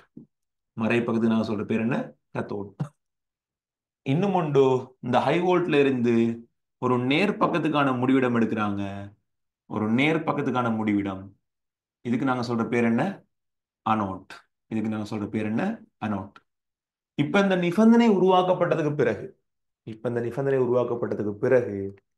இந்த நிபந்தனையை கொடுத்து பார்க்கறாங்க. சடுதியா இதுல ஒரு மாற்றம் விளங்குது. இந்த தொகுதிக்குள்ளுக்கு என்ன செய்யுது? ஒரு மாற்றம் ஒன்று உருவாகுது. அது என்ன மாற்றம்? இப்ப சொல்றேன், கவனிங்க. இவங்க இந்த பிற்பக்க, அதாவது இந்த அனோட்டுக்கு பின்னால இருக்கிற இந்த டியூப்ல பொஸ்பரஸ் முலாம் அல்லது நாகசல்ஃபைட் முலாம். சரி, அதாவது முலாம்னு சொன்ன என்னது? மேலால பூசி வைக்கிறது. சோ பொஸ்பரஸ் அல்லது நாகசல்ஃபைட். நாகசல்ஃபைட் முலாம் பூசிக்கிறான். இப்ப கவனிங்க. இந்த நிபந்தனையை பிரயோகிச்ச உடனே சடுதியா இந்த நடுவுல இருக்கிற பிரதேசம் என்ன செய்தால் குளிர்ச்சி அடைது, அதே நேரம் இருட்டறிக்கி.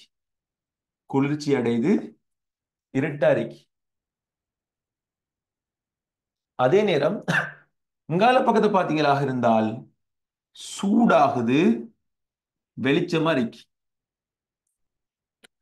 இந்த பொஸ்பரஸ் முலாமிட்ட பக்கத்தை பார்த்தா ஏதோ ஒரு பச்சை நிறமான வெளிச்சம் ஒன்று இங்கால பக்கம் உருவாகுது.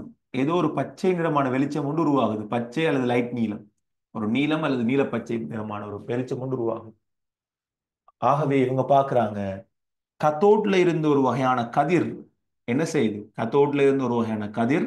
அனோட் பக்கமாக பயணிக்குது. இந்த அனோட் பக்கமாக பயணிக்குது.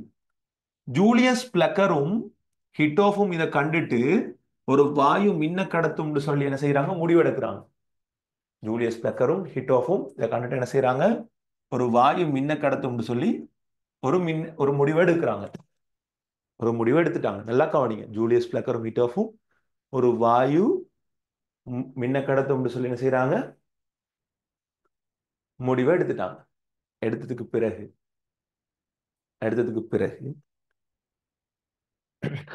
நல்லா கவனிங்க. எடுத்ததுக்கு பிறகு இப்ப யூஜின் கோல்ஸ்டீன் இதே பரிசோதனை செய்யறாரு. செய்யும் போது ஒரு துளையிடப்பட்ட கத்தோட பயன்படுத்துறாரு. அதாவது இப்ப உதாரணமா ஒரு கத்தோற்ற தட்டு இப்படி இருக்குன்னு சொன்னா அதுல நிறைய துளைகள் இருக்குது. இப்படி ஒரு கத்தோற்ற தகடு இப்படி இருக்குன்னா அந்த தகட்டுல என்ன இருக்குது? நிறைய துளைகள் இருக்கு. இப்படி ஒரு துளையிடப்பட்ட கத்தோட பயன்படுத்துறாரு. அப்படி ஒரு துளையிடப்பட்ட கத்தோட பயன்படுத்தினால் இந்த கத்தோட்டுக்கு பின்னாலையும் என்ன செய்தால் ஒரு ரோஸ் கலர், அதாவது ஒரு பின் கலர், ஒரு இளம் சிவப்பு நிறம் அல்லது ஒரு மென் சிவப்பு நிறமான ஒரு ஒளிர் கொண்டு விளங்குது. அதுக்கு பிறகு யூஜின் கோல்ஸ்டீன் கத்தோட்ல இருந்து கத்தோட்ல இருந்து அனோட்ட நோக்கி போற அந்த கதிர், கத்தோட்ல இருந்து அனோட்ட நோக்கி போற அந்த கதிருக்கு ஒரு பெயர் சொல்றார், கத்தோட் கதிர். ஆகவே கத்தோட் கதிர்னு சொல்ற பேரை முதலாவது அறிமுகம் செய்தது யாரு? Eugene Goldstein. எத்தனை பேருக்கு இது விளங்குது? ஹேண்ட்ஸ் அப் பண்ணுங்க பாபு. ஆகவே கத்தோட் கதிர்னு சொல்லி பெயரிட்டது யாரு? Eugene Goldstein. நிறைய பேர் இதை தெரியாம நிறைய பேர் இதை தெரியாம என்ன செய்வாங்கன்னு சொன்னால், க்ரூக்ஸ் க்ரூக்ஸ் க்ரூக்ஸ்னு படிப்பாங்க. எத்தனை பேருக்கு இது விளங்கி? ஹேண்ட்ஸ் அப் பண்ணுங்க. நான் இப்போ ப்ரூஃப் காட்ட போறேன்னா, நான் இப்போ உங்களுக்கு ப்ரூஃப் காட்ட போறேன். இந்த கதையிட தெளிவான ப்ரூஃபை நான் உங்களுக்கு காட்ட போறேன். சரி, நான் உங்களுக்கு ஏஐ போட்டே காட்டுறேன்டா. நான் உங்களுக்கு ஏஐ போட்டே காட்டுறேன், பிரச்சனை இல்லை. சரி, ரைட். இப்ப கவனிங்க பிள்ளைகள், இப்ப இதுக்கான ப்ரூஃபை நான் காட்டுறேன் உங்களுக்கு. சரி, நான் தான் சொன்னேன் ப்ரூஃப் காட்டி தான் படிப்பேன்.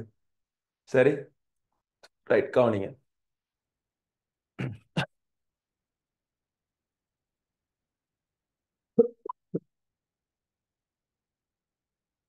ரைட், இப்போ உங்களுக்கு விளங்குதா? பாருங்க. Who named cathode rays as cathode ray? Cathode கதிருக்கு கத்தோட் கதிர் என்று பெயரிட்டது யாரு?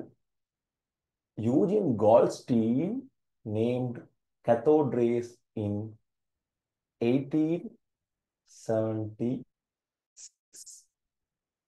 இப்போ நீங்க சொல்லுங்க பாப்போம், யாரு பேர் வச்சுக்கிறாங்க? யாரு பேர் வச்சுக்கிறாங்க? Eugene Goldstein. எத்தனை பேருக்கு விளங்குது? ஒரு ஹேண்ட்ஸ் அப் பண்ணுங்க இப்ப என் பிள்ளைகள்.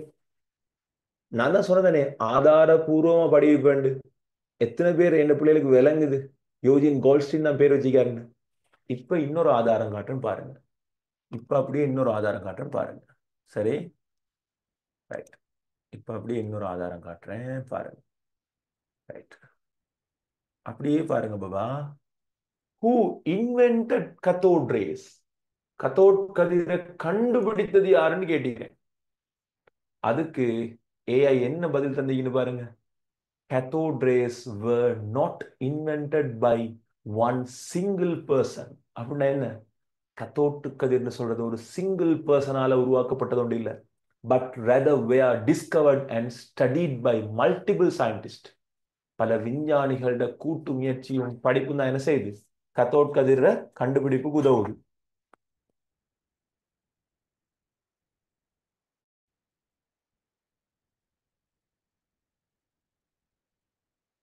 அடுத்தது பாருங்க பிள்ளைகள், அடுத்தது பாருங்க. ஜூலியஸ் பிளக்கரன், ஜான் வில்லியம் ஹிட்டாஃப், அதாவது ஜே பிளக்கரும் ஹிட்டாஃபும் தான் என்ன செய்யறாங்க? First observed cathode rays in 1859. First observed cathode rays in. சரி, இப்ப நல்லா கவனிச்சுக்கோங்க பிள்ளைகள். அடுத்த இருக்கிற வசனத்தை நல்லா வடிவா பாருங்க. இதுக்கு பிறகுதான் நான் இப்ப உங்களுக்கு சொல்லி தர போறேன்.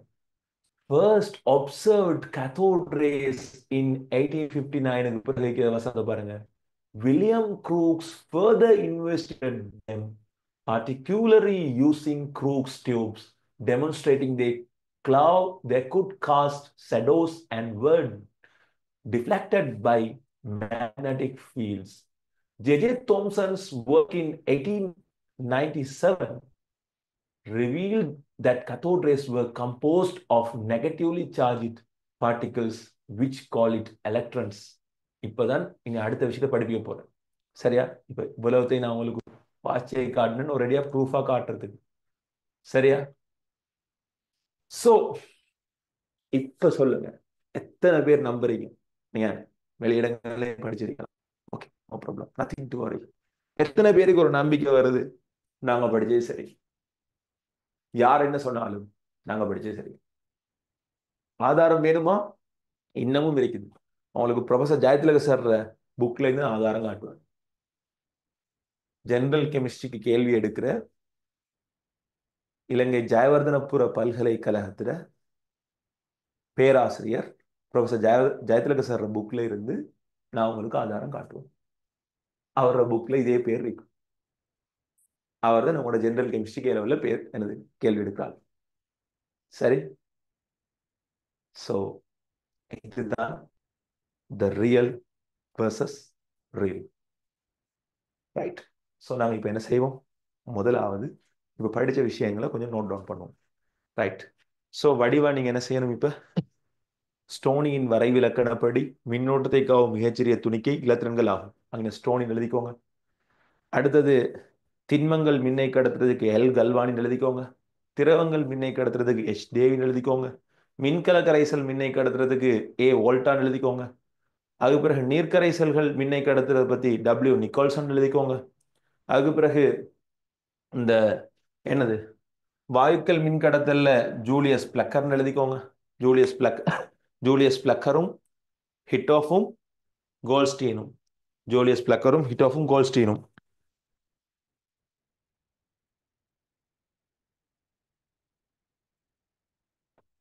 சரியா? எழுதிக்கோங்க. அதுக்கு பிறகு வடிவா இவற்றில் வாயு மின்கடத்தல் தொடர்பாக திருத்தமான பல முடிவுகளை முன்வைத்தவர் ஜூலியஸ் பிளக்கர் ஆவார்னு எழுதுங்க. ஜூலியஸ் பிளக்கர் ஆவார். அதாவது திருத்தமான முடிவுகளை நிறைய சொன்னது யாரு? Julius plucker. அவரது முடிவின்படி குறித்த ஒரு வாயு மின்னை கடத்த வேண்டுமெனின் இரு நிபந்தனைகள் திருப்தி அளிக்கப்பட வேண்டும். எழுதுங்க. ஒன்று உயர் மின்னழுத்தம். உயர் மின்னழுத்தம். ரெண்டாவது தாள் அமுக்கம். ஸோ கீழே பக்கத்துல வேற கலப்பினா எழுதிக்கோங்க. சாதாரண வளிமண்டல அமுக்கம் எவ்வளவு? 1,00,000 பெஸ்கால் எழுதிக்கோங்க வேற கலப்பினால. மேற்குறிப்பிட்ட இரு நிபந்தனைகள் பிரயோகிக்கப்படும் இடத்து கத்தோட்டில் இருந்து ஒரு வகையான கதிர் வெளியாவது முதலில் ஜூலியஸ் பிளக்கர் அண்ட் அல்லது கமா போட்டு ஜே ஹிட்டோஃப் எனும் விஞ்ஞானிகளால் கண்டுபிடித்து அவதானிக்கப்பட்டதுன்னு எழுதுங்க. எல்லாம் எழுதினாக்கள் ஹேண்ட்ஸ்அப் பண்ணுங்க. இதன் போது பெறப்பட்ட அவதானங்களை இப்ப சொல்றேன் நான். இதன் போது பெறப்பட்ட அவதானங்களை இப்ப சொல்ல போறேன். எல்லாம் எழுதி முடிச்சாக்கள் ஹேண்ட்ஸ்அப் பண்ணுங்க. என் கிளாஸ்ல படிக்கிறதுக்கு நீங்க கொடுத்து வைக்கணும் தம்பி. ஸ்ரீலங்கால நீங்க எங்க போனாலும் இவ்வளவு தெளிவா யாரும் படிக்க மாட்டாங்க. நீங்க ஒரு 3 கிளாஸ்ல என்ன ஒரு 3 கிளாஸ் நோட்ஸ் எடுத்துட்டு போங்க. நீங்க வேற எங்க போய் படிச்சாலும் அந்த தெளிவு இருக்காது. சரியா? நீங்க 3 கிளாஸ் நோட்ஸ் எடுத்துட்டு போங்க. வேற எங்க போய் படிச்சாலும் நீங்க என்ன தெளிவு இருக்காது. சரியா? நீங்க எவ்வளவு ஃபெடப் ஆயிட்டு வந்தாலும், நீங்க A லெவல் சிலபஸ்ல எவ்வளவு ஃபெடப் ஆயிட்டு வந்தாலும் என்ற ஒரு கிளாஸ்ல வந்து குந்தினால் கெமிஸ்ட்ரியில ஒரு நல்ல ரிசல்ட்ஸ் எடுக்கலாம்ன்ற நம்பிக்கை உங்களுக்கு ஒரு 1/2 மணி நேரத்துல வரும். அது ஷுவர். நீங்க யார்கிட்ட போய் எங்க போய் படிச்சு எங்க எவ்வளவு ஃபெடப் ஆகி வந்தாலும் ஏண்ட கிளாஸ்ல அந்த நம்பிக்கை வரும். மூன்றாவது, ஒரு நாளும் எந்த கிளாஸ்ல யாரும் விலங்கல்லன்னு சொல்லி போக மாட்டாங்க. விலங்கல்ல சார் படிப்பிச்சது விலங்கல்லன்றதுக்கு ஒரு வசனம் இருக்காது. சார் நல்லா படிப்பிச்சாருன்ற வசனம் மட்டும்தான் என் கிளாஸ்ல இருக்கு. நாலாவது, ஒரு நாளும் என் கிளாஸ்ல நான் அது அப்படித்தான் வரும் இது இப்படித்தான் வரும்னு போய்க்கு மழுப்பிட்டு போக மாட்டேன். அடுத்தது, இந்த சிரிச்ச முகத்தோட என்றைக்குமே இந்த வீடியோவும் என்ன செய்யும்? உங்களை தேடி உங்களோட வீட்டுக்கு வரும். நீங்க நான் சொல்ற மாதிரி நடந்தால். சரியா? சோ ஒழுங்கா படிச்சால் உங்களோட எதிர்காலம் சிறப்பதற்கு நான் கேரண்டி. இன்ஷா அல்லாஹ். ஒழுங்கா படி. நல்ல பிள்ளைகளாட்டம் மனசாட்சிக்கு விரோதம் இல்லாம இன்னைக்கு அவ்வளவு பேரும் என்ன செய்யணும்? இந்த வீடியோ நான் யூடியூப்ல ஏற்றுவேன். ஏற்றினதுக்கு பிறகு உங்களோட ஸ்டேட்டஸுகளில் ஷேர் பண்ணி கொள்ளணும். அதே போல இன்றைய கிளாஸ் உங்களுக்கு எப்படி அமைஞ்சுதுன்னு சொல்லி கட்டாயம் இருக்கா என் நம்பருக்கு என்ன செய்யணும்? ஒரு கமெண்ட் ஒன்று அனுப்பி வைக்கணும். பேரையும் பேச்சையும் இடத்தையும் போடுறோம். சரியா? ரைட். எழுதி முடிச்சாக்கள் தயவு செய்து அவசரமாக ஒரு ஹேண்ட்ஸ்அப் தாங்க. நாங்கள் இந்த 3 பண்புகளையும் டக்குனு எழுதுவோம். இன்னும் எங்களுக்கு நேரம் அழகா இருக்குது இன்றைய கிளாஸுக்கு. சரி? ஸோ நாங்கள் வடிவாக செய்வோம். சரி? ஓகே. அடுத்த பாயிண்ட் பாருங்க. இதன் போது பெறப்பட்ட அவதானங்கள் ஒன்று. எழுதுங்க. ஒன்று, அனோட் மற்றும் கத்தோட் இடையே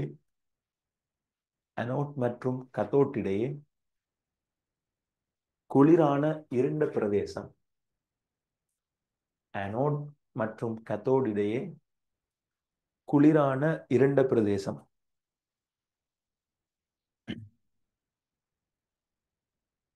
அனோட் மற்றும் கத்தோட் இடையே ஒரு குளிரான இருண்ட பிரதேசம்.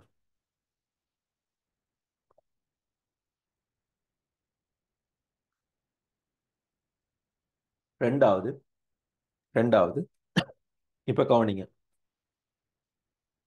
இந்த கத்தோட்ரே கண்டுபிடிக்கப்பட்ட இந்த குழாய்க்கு ஒன்று மின் இறக்க குழாய்னு சொல்லலாம். மின் இறக்க குழாய்னு சொல்லலாம். Discharge tube. சரியா? அல்லது இறக்க குழாய்னு சொல்லலாம். இறக்க குழாய்னு சொல்லலாம். அல்லது கத்தோட் கதிர் குழாய்னு சொல்லலாம். அல்லது கத்தோட் கதிர் குழாய்னு சொல்லலாம். ஆனால் ஒரு நாளும் யாருமே குரூக்ஸ் குடுவைன்னு சொல்றல்ல. சரியா?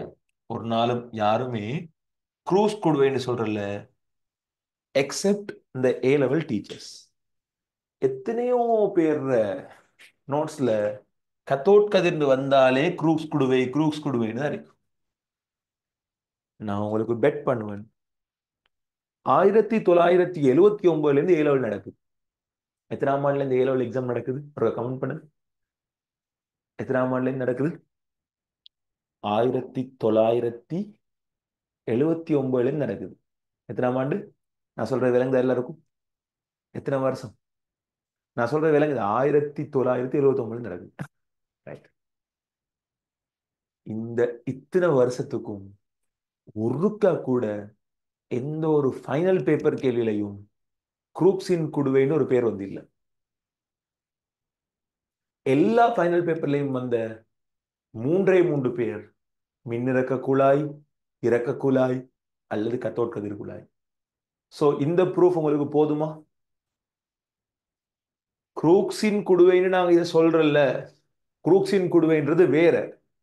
இந்த ப்ரூஃப் உங்களுக்கு போதுமா?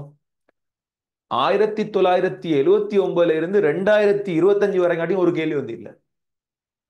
இது போதுமான்னு கேட்கிறேன். எத்தனை பேர் இது போதும்னு நினைக்கிறீங்க? ம்? ஆனா உங்களோட ரிசோர்ஸ் புக்ல பச்சை பிள்ளையா போட்டிக்கிறான் ப்ரூஃப்ஸ் குடுவை. இப்ப நீங்க சொல்லுங்க, ரிசோர்ஸ் புக்கா ஆயாசரா? உங்களோட கமெண்ட்ஸ் நான் பார்க்கணும். ஆனா உங்களோட ரிசோர்ஸ் புக்ல குரூக்ஸின் குடுவைன்னு போட்டிக்கிறான். அதை தூக்கி பிடிச்சிட்டு சில கூட்டம் வரும். ஆ இப்ப நீங்க சொல்லுங்க, ரிசோர்ஸ் புக்கா ஆயாசரா? உங்களோட பதில் நான் பார்க்கணும் கமெண்ட்ஸ்ல. ஆனா நான் திரும்ப சொல்றேன், நீங்க 1979 இருந்து 2025 வரைக்கும் ஏதாவது ஒரு எக்ஸாம் பேப்பர்ல நீங்க குரூக்ஸின் குடுவைன்னு கண்டால் எடுத்துட்டு வாங்க, 1,00,000 தாரேன். 1,00,000 தாரேன். 1 lakh தாரேன். ஆனா குரூக்ஸின் குடுவைன்றது வேற. திரும்பவும் சொல்றேன், குரூக்ஸின் குடுவைன்றது வேற. அது வேற. குரூக்ஸின் குடுவைண்டா என்னண்டா, நம்ம பார்த்தோமே என்னது, இதே பரிசோதனைகள் இந்த இந்த கத்தோட் கதிருக்கு விசேடமான பரிசோதனைகள் செய்யறதுக்கு குரூக்ஸ் பயன்படுத்திய குடுவை தான் குரூக்ஸின் குடுவை. அதால தான் கத்தோட் கதிர்களோட இயல்புகள் கேட்டு வர கேள்வியில அல்லது கத்தோட் கதிர்கள் பத்தி சொல்லி வர கேள்வியில ஒரு நாளுமே குரூக்ஸின் குடுவைண்டு ஏ லெவல் சிலபஸ்ல இந்த 50 வருஷத்துக்குள்ளுக்கும் கேட்கவே இல்லை. அப்ராக்சிமேட்லி 50 வருஷம் தானே. ஆ 80 நாளும் 20 45. ஆ இந்த 50 வருஷத்துக்குள்ளுக்கும் கேட்கல. ஆனா அவங்களோட கொப்பிகள்ல குரூக்ஸின் குடுவை தான் இருக்கும். அதான் சிரிப்பு. அ- அதைத்தான் பார்க்க பார்க்க சிரிப்பு. சரியா? உங்களுக்கு விளங்குதா யதார்த்தம் என்னண்டு? தம்பி, இது ஓ லெவல் மாதிரி இல்ல, இது ஏ லெவல். ஓ லெவல்ல இருக்கிற புத்தகம் மாதிரி படிக்கலா. ஓ லெவல்ல இருக்கிற புத்தகத்தை படிச்சுட்டு ஓ லெவல் செய்யற மாதிரி ஏ லெவல் படிக்கலா. ஏ லெவல் படிக்கிறதுக்கு நாங்க யார்கிட்ட படிக்கிறோம்ன்ற விஷயம் பெரிய செல்வாக்கு செலுத்தும். ஏ லெவல் படிப்பிக்கிற டீச்சர் மிக தெளிவான தேடல் உள்ள டீச்சர் ஆகிக்கணும். திரும்பவும் சொல்றேன், ஏ லெவல் படிப்பிக்கிற டீச்சர் அப் டு டேட் மிக தெளிவான தேடலும் அப்டேட்டும் இருக்கிற டீச்சர் ஆகிக்கணும். So choice is yours. நீங்க யாரை சூஸ் பண்றன்றது உங்களோட சாய்ஸ். பட் உங்களுக்கு பேருக்கு முன்னாலே வந்துருக்குது என்னது, கெம் எக்ஸ்பர்ட். நீங்க இந்த முதலாவது யூனிட்ல எப்படி படிக்கீங்களோ அதே ஃபீல் 14ஆவது யூனிட்லயும் இருக்கும். 14 யூனிட் வரையும் இருக்கும். So choice is yours. ஆனா தெளிவா நான் சொல்றேன், நான் உண்ட பிழைன்னு சொன்னால் அதுக்கு ஆதாரம் வச்சிருப்பேன். நான் பிழைன்னு சொன்னா பிழை தான். ஏன்னா நான் அதுக்கு ஆதாரம் வச்சிருப்பேன், இது பிழைன்னு சொல்லி. ஆனா அவங்ககிட்ட கதைக்கிற யாருமே அப்படி ஆதாரம் காட்ட மாட்டாங்க. குரூக்ஸின் குடுவைக்கு ரிசோர்ஸ் புக்கை ஒரு ஆதாரமா தூக்கிட்டு வராதீங்க. தெரியுமா? ரிசோர்ஸ் புக்ல ரிசோர்ஸ் புக்ல கத்தோட் கதிருக்கு பேரிட்டது யாருண்டு இல்ல. 2012ஆம் ஆண்டு, நல்லா கேளுங்க கதையை. எப்ப? 2012ஆம் ஆண்டு டீச்சர்ஸ் கைட் இன்னமும் ஆன்லைன்ல இருக்குது. இதுல போய் பாருங்க, தெளிவா போட்டிருப்பான். அட 13வது பேஜ்ல சம்திங், நியூத்திரன்கள் பற்றிய மேலதிக ஆய்வுகள் எதிர்பார்க்கப்படவில்லை என்று போட்டிருப்பான். நியூத்திரன்கள் பற்றிய விடயங்கள் எதிர்பார்க்கப்படவில்லை என்று போட்டிருப்பான். அதாவது நியூத்திரனை பத்தி படிக்க தேவையில்லை. நியூத்திரன்கள் பற்றிய இது என்ன செய்யப்படல, உங்கள்கிட்ட எதிர்பார்க்கப்படவில்லை இருக்கு. ஆனால் நம்புங்க, 2013-14 சம்திங் இந்த பீரியட்ல, சரியா 2011 தான் இந்த சிலபஸ் மாற்றம் வந்த, 2011 தான் இந்த டீச்சர்ஸ் கைட் வந்த. 2013 ஒரு வருஷம் விட்டு அடுத்த வருஷம் முதலாவது கேள்வியே என்ன தெரியுமா? நியூட்ரனை கண்டுபிடித்தது யார்? விளங்குதா ஏலோல பத்தி? ஏலோல பத்தி உங்களுக்கு விளங்குதா? 2011 டீச்சர்ஸ் கைட் என்ன? நியூட்ரன்கள் பற்றிய ஆய்வு தேவையில்லை. ஆனா 2013 மூலாகில் என்ன? 2013-14 சம்திங் மூலாகில் என்ன? நியூட்ரனை கண்டுபிடித்தது யார்? இதுவரைக்கும் கேட்டிக்கிறான். இலத்திரனை கண்டுபிடித்தது யார், புரோத்தனை கண்டுபிடித்தது யார், இலத்திரனுக்கு பேரிட்டது யார், எல்லாம் கேட்டிக்கிறான். ஏன் ஒரு நாள் கேட்கலாதா கத்தோட்கதிருக்கு பேரிட்டது யார் என்று? நாங்க அடுத்த படிப்போம். நாங்க அடுத்த படிப்போம். ரிசோர்ஸ் புக்ல ஏனைய எல்லா கதிர்களுக்கும் பேரிட்டது யாருன்னு இருக்குது. சரியா? நாங்க நிறைய கதிர் படிப்போம். நேர்கதிர், கால்வாய் கதிர், அது மாதிரி அனோட் கதிர், இப்படிலாம் படிப்போம். எக்ஸ் கதிர், இந்த மாதிரி கதிர்களுக்கெல்லாம் பேரிட்டது யாருன்னு படிப்போம். ஒரே ஒரு கதிரை மட்டும் ரிசோர்ஸ் புக்ல சொல்லல. என்னது? கத்தோட் கதிர். அந்த கத்தோட் கதிர் ரிசோர்ஸ் புக்ல சொல்லாதால நம்மட இந்த ஓலைச்சுவடிகள்ல படிக்கிற கூட்டத்துக்கு கத்தோட் கதிருக்கு யார் பேரிட்டுன்னு தெரியா கடைசி வரை. ஆனா கேள்ல கேட்பான் ஒரு நாள், நிச்சயமா கேட்பான், கத்தோட் கதிருக்கு யார் பேரிட்டு. நான் சொல்றது உங்களுக்கு விளங்குதா? ஏனைய எல்லா கதிர்களுக்கும் சொல்லப்பட்டிருக்குது, கத்தோட் கதிருக்கு மட்டும் சொல்லப்படலை. ஆனா ஓலைச்சுவடியில படிச்சா மாட்டிக்கொள்வீங்க. இப்ப உங்களுக்கு விளங்கும் இந்த முதலாவது கிளாஸ்லயே ஏன் இந்த 9A 8A 7A எடுத்த நிறைய பேரும் ஏ லெவல்ல ஃபெயில் ஆகுறன்னு கொஞ்சம் சரி விளங்குதா? சில நேரம் இதுவும் ஒரு காரணமா இருக்கலாம், ஒழுங்கா நடந்து படிக்கல. அது விளங்குதா உங்களுக்கு? விளங்கினா சரி, விளங்கினா சந்தோஷம். சரி, ரைட். இப்ப எழுதுங்க, இப்ப எழுதுங்க. ரெண்டாவது, மின் இறக்க குழாய் மீது, மின் இறக்க குழாய் மீது, மின் இறக்க குழாய் மீது பிராக்கெட்ல போடுங்க, கத்தோட் கதிர் குழாய்னு போடுங்க. கத்தோட் கதிர் குழாய்னு போடுங்க. பக்கத்துல குரூக்ஸின் குடுவைன்னு போட்டு ரெட் கலர் பெனால வெட்டுங்க. குரூக்ஸின் குடுவைன்றது வேற, நாங்க படிப்போம். சரி, குரூக்ஸின் குடுவைன்றது வேற, நாங்க படிப்போம். சரி, மின்னிறக்க குழாய் மீது, கத்தோட் கதிர் குழாய் மீது, அனோட்டுக்கு பின்னால், அனோட்டுக்கு பின்னால் பொஸ்பரஸ் அல்லது நாக சல்பைட் முலாம் பூசப்பட்ட நிலையில், பொஸ்பரஸ் அல்லது நாக சல்பைட் முலாம் பூசப்பட்ட நிலையில், பொஸ்பரஸ் அல்லது நாக சல்பைட் முலாம் பூசப்பட்ட நிலையில் பச்சை நிற, பச்சை நிற பிராக்கெட்ல போடுங்க நீலம். சில நேரம் அது நீல பச்சை மாதிரியும் விளங்கும் பார்க்கிறதுக்கு. ஆனா நாகசல்பைட் பூசினா பச்சை தான் தெளிவா வரும், பொஸ்பரஸ் பூசினா கொஞ்சம் நீளமாகவும் அடிக்கும். பச்சை அல்லது நீல நிற ஒளிர்வு, ஒளிர்வு, ஒளிர்வு, ஒளிர்வு, ஒரு லைட்னிங்.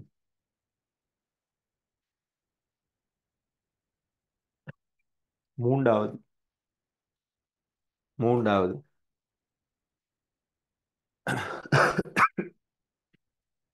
மூன்றாவது,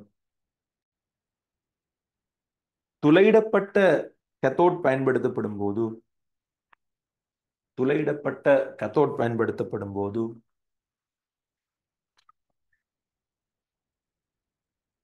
துளையிடப்பட்ட கத்தோட் பயன்படுத்தப்படும் போது துளையிடப்பட்ட கத்தோட் பயன்படுத்தப்படும் போது கத்தோட்டுக்கு பின்னால் கத்தோட்டுக்கு பின்னால் கத்தோட்டுக்கு பின்னால் மென் சிவப்பு நிற ஒளிர்வு மென் சிவப்பு நிற ஒளிர்வு கத்தோட்டுக்கு பின்னால் மென் சிவப்பு நிற ஒளிர்வு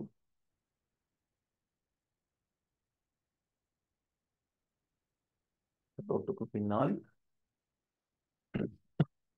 மென் சிவப்பு நிற ஒளிர்வு. சரியா? ரைட், கவனிங்க.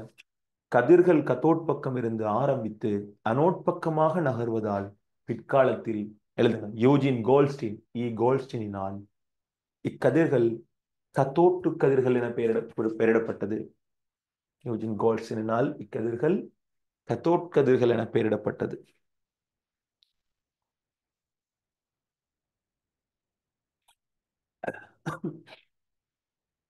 அடுத்தது, பிற்காலத்தில் கத்தோட் கதிர்கள் பற்றிய மேலதிக ஆய்வானது இப்ப இந்த கத்தோட் கதிர்கள் பற்றிய மேலதிக ஆய்வு செஞ்சது ரெண்டு விஞ்ஞானிகள். இந்த கத்தோட் கதிர்கள் பற்றிய மேலதிக ஆய்வு செஞ்சது யாரு? ரெண்டு விஞ்ஞானிகள். ஒன்று சர் வில்லியம் க்ரூக்ஸ், இதான் நீங்க ஃபேமஸா படிச்ச க்ரூக்ஸ். ரெண்டாவது ஜே தாம்சன். ரெண்டாவது ஜே தாம்சன். ஸோ பிற்காலத்தில் கத்தோட் கதிர்கள் பற்றிய மேலதிக ஆய்வானது ஒன்று க்ரூக்ஸ், ரெண்டாவது மற்றும் ஜே தாம்சன் ஆகியோரால் தொடர்ச்சியாக மேற்கொள்ளப்பட்டது. இதன் போது கத்தோட் கதிர் பரிசோதனைக்கு மிக பொருத்தமான உபகரண ஒழுங்கமைப்பு க்ரூக்ஸினால் முன்வைக்கப்பட்டது. எழுதுங்க, க்ரூக்ஸினால் முன்வைக்கப்பட்டது. அதுதான் என்னது? க்ரூக்ஸ் டியூப். ஸோ கீழே இருக்கிறவர் தான் க்ரூக்ஸ், அவருக்கு பக்கத்துல இருக்கிற ஒரு டியூப், அதுவும் ஒரு க்ரூக்ஸ் டியூப். க்ரூக்ஸ் டியூப்ல ரெண்டு வகை இருக்கு. க்ரூக்ஸ் டியூப்ல ரெண்டு மெயின் வகை இருக்கு, இது ஒரு வகை. சரி, இப்ப எல்லாருக்கும் பக்கா கிளியரா விளங்கிட்டா இன்ட்ரடக்ஷன்? இன்னும் இப்ப அடுத்தது போறேன். முதலாவது நாங்க ஒரு ஃபினிஷப் லைனுக்கு கிட்ட வந்துக்கிறோம். ஸோ முதலாவது ஒரு கமெண்ட்ஸ் கேட்டுக்கொள்ளும். பக்கா கிளியரா விளங்கிட்டா, ஒரு படம் பார்த்த மாதிரி இருக்கணும். என்ன நடந்துச்சு இந்த சடத்துக்குள்ள, என்ன நடந்துச்சு, அதுலயும் குறிப்பா வாயுக்களுக்கு என்ன நடந்துச்சு, அழகா விளங்குதா? ரைட், ஒரு கண்ணை மூடி ஒரு ஒரு நிமிஷம் டைம் தான். இந்த படத்துல விடத்தை தொடங்கி இவ்வளவு வரைக்கும் அவருக்கு அப்படியே யோசிங்க பாபு, என்ன படிப்பிச்சு. ஒரு ஒரு நிமிஷம் டைம் தரேன், நான் ஒன்றும் கைய மாட்டேன். Right, your time start now. ஸ்டோன்ல தொடங்கி தாம்சன்ல முடிங்க பாபு, முடிவா ஒருக்கா யோசிங்க நீங்க மனசால. யோசிச்சு முடிய 100% எனக்கு விளங்குச்சுன்னு நம்பிக்கை இருக்கிறார்கள் மட்டும் ஃபுல்லா ஹேண்ட்ஸ் அப் பண்ணணும். அவங்களோட ஹேண்ட்ஸ் அப்பை வச்சுதான் நான் முடிவெடுப்பேன் அவங்களோட பெச்சுக்கு படிப்பிக்கிறியா இல்லையான்றதே. ஏன்னா நான் படிப்பிச்சு விளங்காத ஒரு பெச்சுக்கு நான் படிப்பிக்க மாட்டேன்.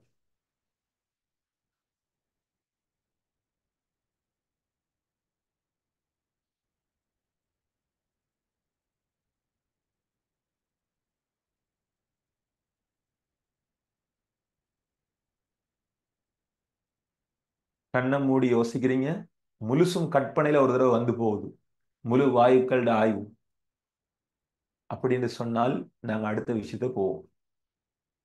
எல்லாருக்கும் கிறிஸ்டல் கிளியரா விளங்கிட்டா? ஹேண்ட்ஸ் அப் பண்ணணுமா? திரும்பவும் சொல்றேன், your wealthy comments make my day healthy. Crookes ஒன்றையும் கண்டுபிடிக்கல. க்ரூக்ஸ் கண்டுபிடிச்சது கத்தோட்டு கதிருக்கு பரிசோதனைக்கு மிக பொருத்தமான உபகரண ஒழுங்கமைப்பு, அது க்ரூக்ஸினால் அமைக்கப்பட்டது. அவ்வளவுதான். கத்தோட் கதிர்கள் மேலதிக ஆய்வு யார் செஞ்சது? க்ரூக்ஸும் ஜே தாம்சன்.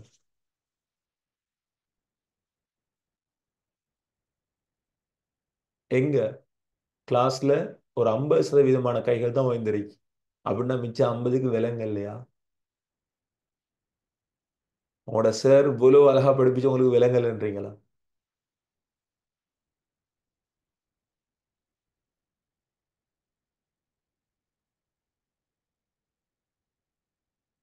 சரி, ஓகே. சோ அப்படின்னு சொன்னால் எங்கட இன்றைய முதலாவது அறிமுக வகுப்பை நாங்க ஃபினிஷிங் லைன் அப் டைமு கிட்ட நெருங்கிட்டோம். சரியா? சோ நாங்க எங்கட இன்றைய முதலாவது வகுப்பை இதோட நிறைவுக்கு கொண்டு வர போறோம். இன்ஷா அல்லாஹ் நாளைய தினம் இதே டைமுக்கு 7 மணிலேருந்து 9 மணி வரைக்கும் கெமிஸ்ட்ரி நடக்கும். அதே நேரம் உங்களோட சார் அகாடமியில், ஜிஎஸ் அகாடமியில் இன்ஷா அல்லாஹ் சாரை போலவே மற்றைய பாடங்களும் தொடர்ச்சியாக டீச் பண்ணுறதுக்கு 9 மணி அளவில் ஃபிசிக்ஸ் வகுப்புகள் நடக்கும். சரியா? அதே நேரம் இதே வீக்கில் தொடர்ச்சியாக பயாலஜி மேத்ஸ் வகுப்புகளும் நடக்கும். கட்டாயம் என்ன செய்யுங்க, வந்து படிச்சு பாருங்க. சரி. ஸோ இதுதான் மை நம்பர் 077192790 மேலே இருக்கிறது admin number 07759542235. So your wealthy comments make my day healthy. So send your comments through my number. இந்த அறிக்கையோட வாட்ஸ்அப் நம்பர். இன்றைய வகுப்பு உங்களுக்கு எப்படி ஒரு உங்களோட ஏழோட முதலாவது வகுப்பு உங்களுக்கு எப்படி ஒரு உற்சாகத்தை தந்துச்சுன்னு சொல்லி இன்ஷா அல்லாஹ் அனுப்பி வைங்க. நாளைய தினம் மீண்டும் ஒருவரை ஒருவர் புரிந்து கொண்டால், நல்லா கேட்டுக்கொள்ளணும், ஒருவரை ஒருவர் புரிந்து கொண்டால் சந்திப்போம். அஸ்ஸலாமு அலைக்கும். வணக்கம். நன்றி.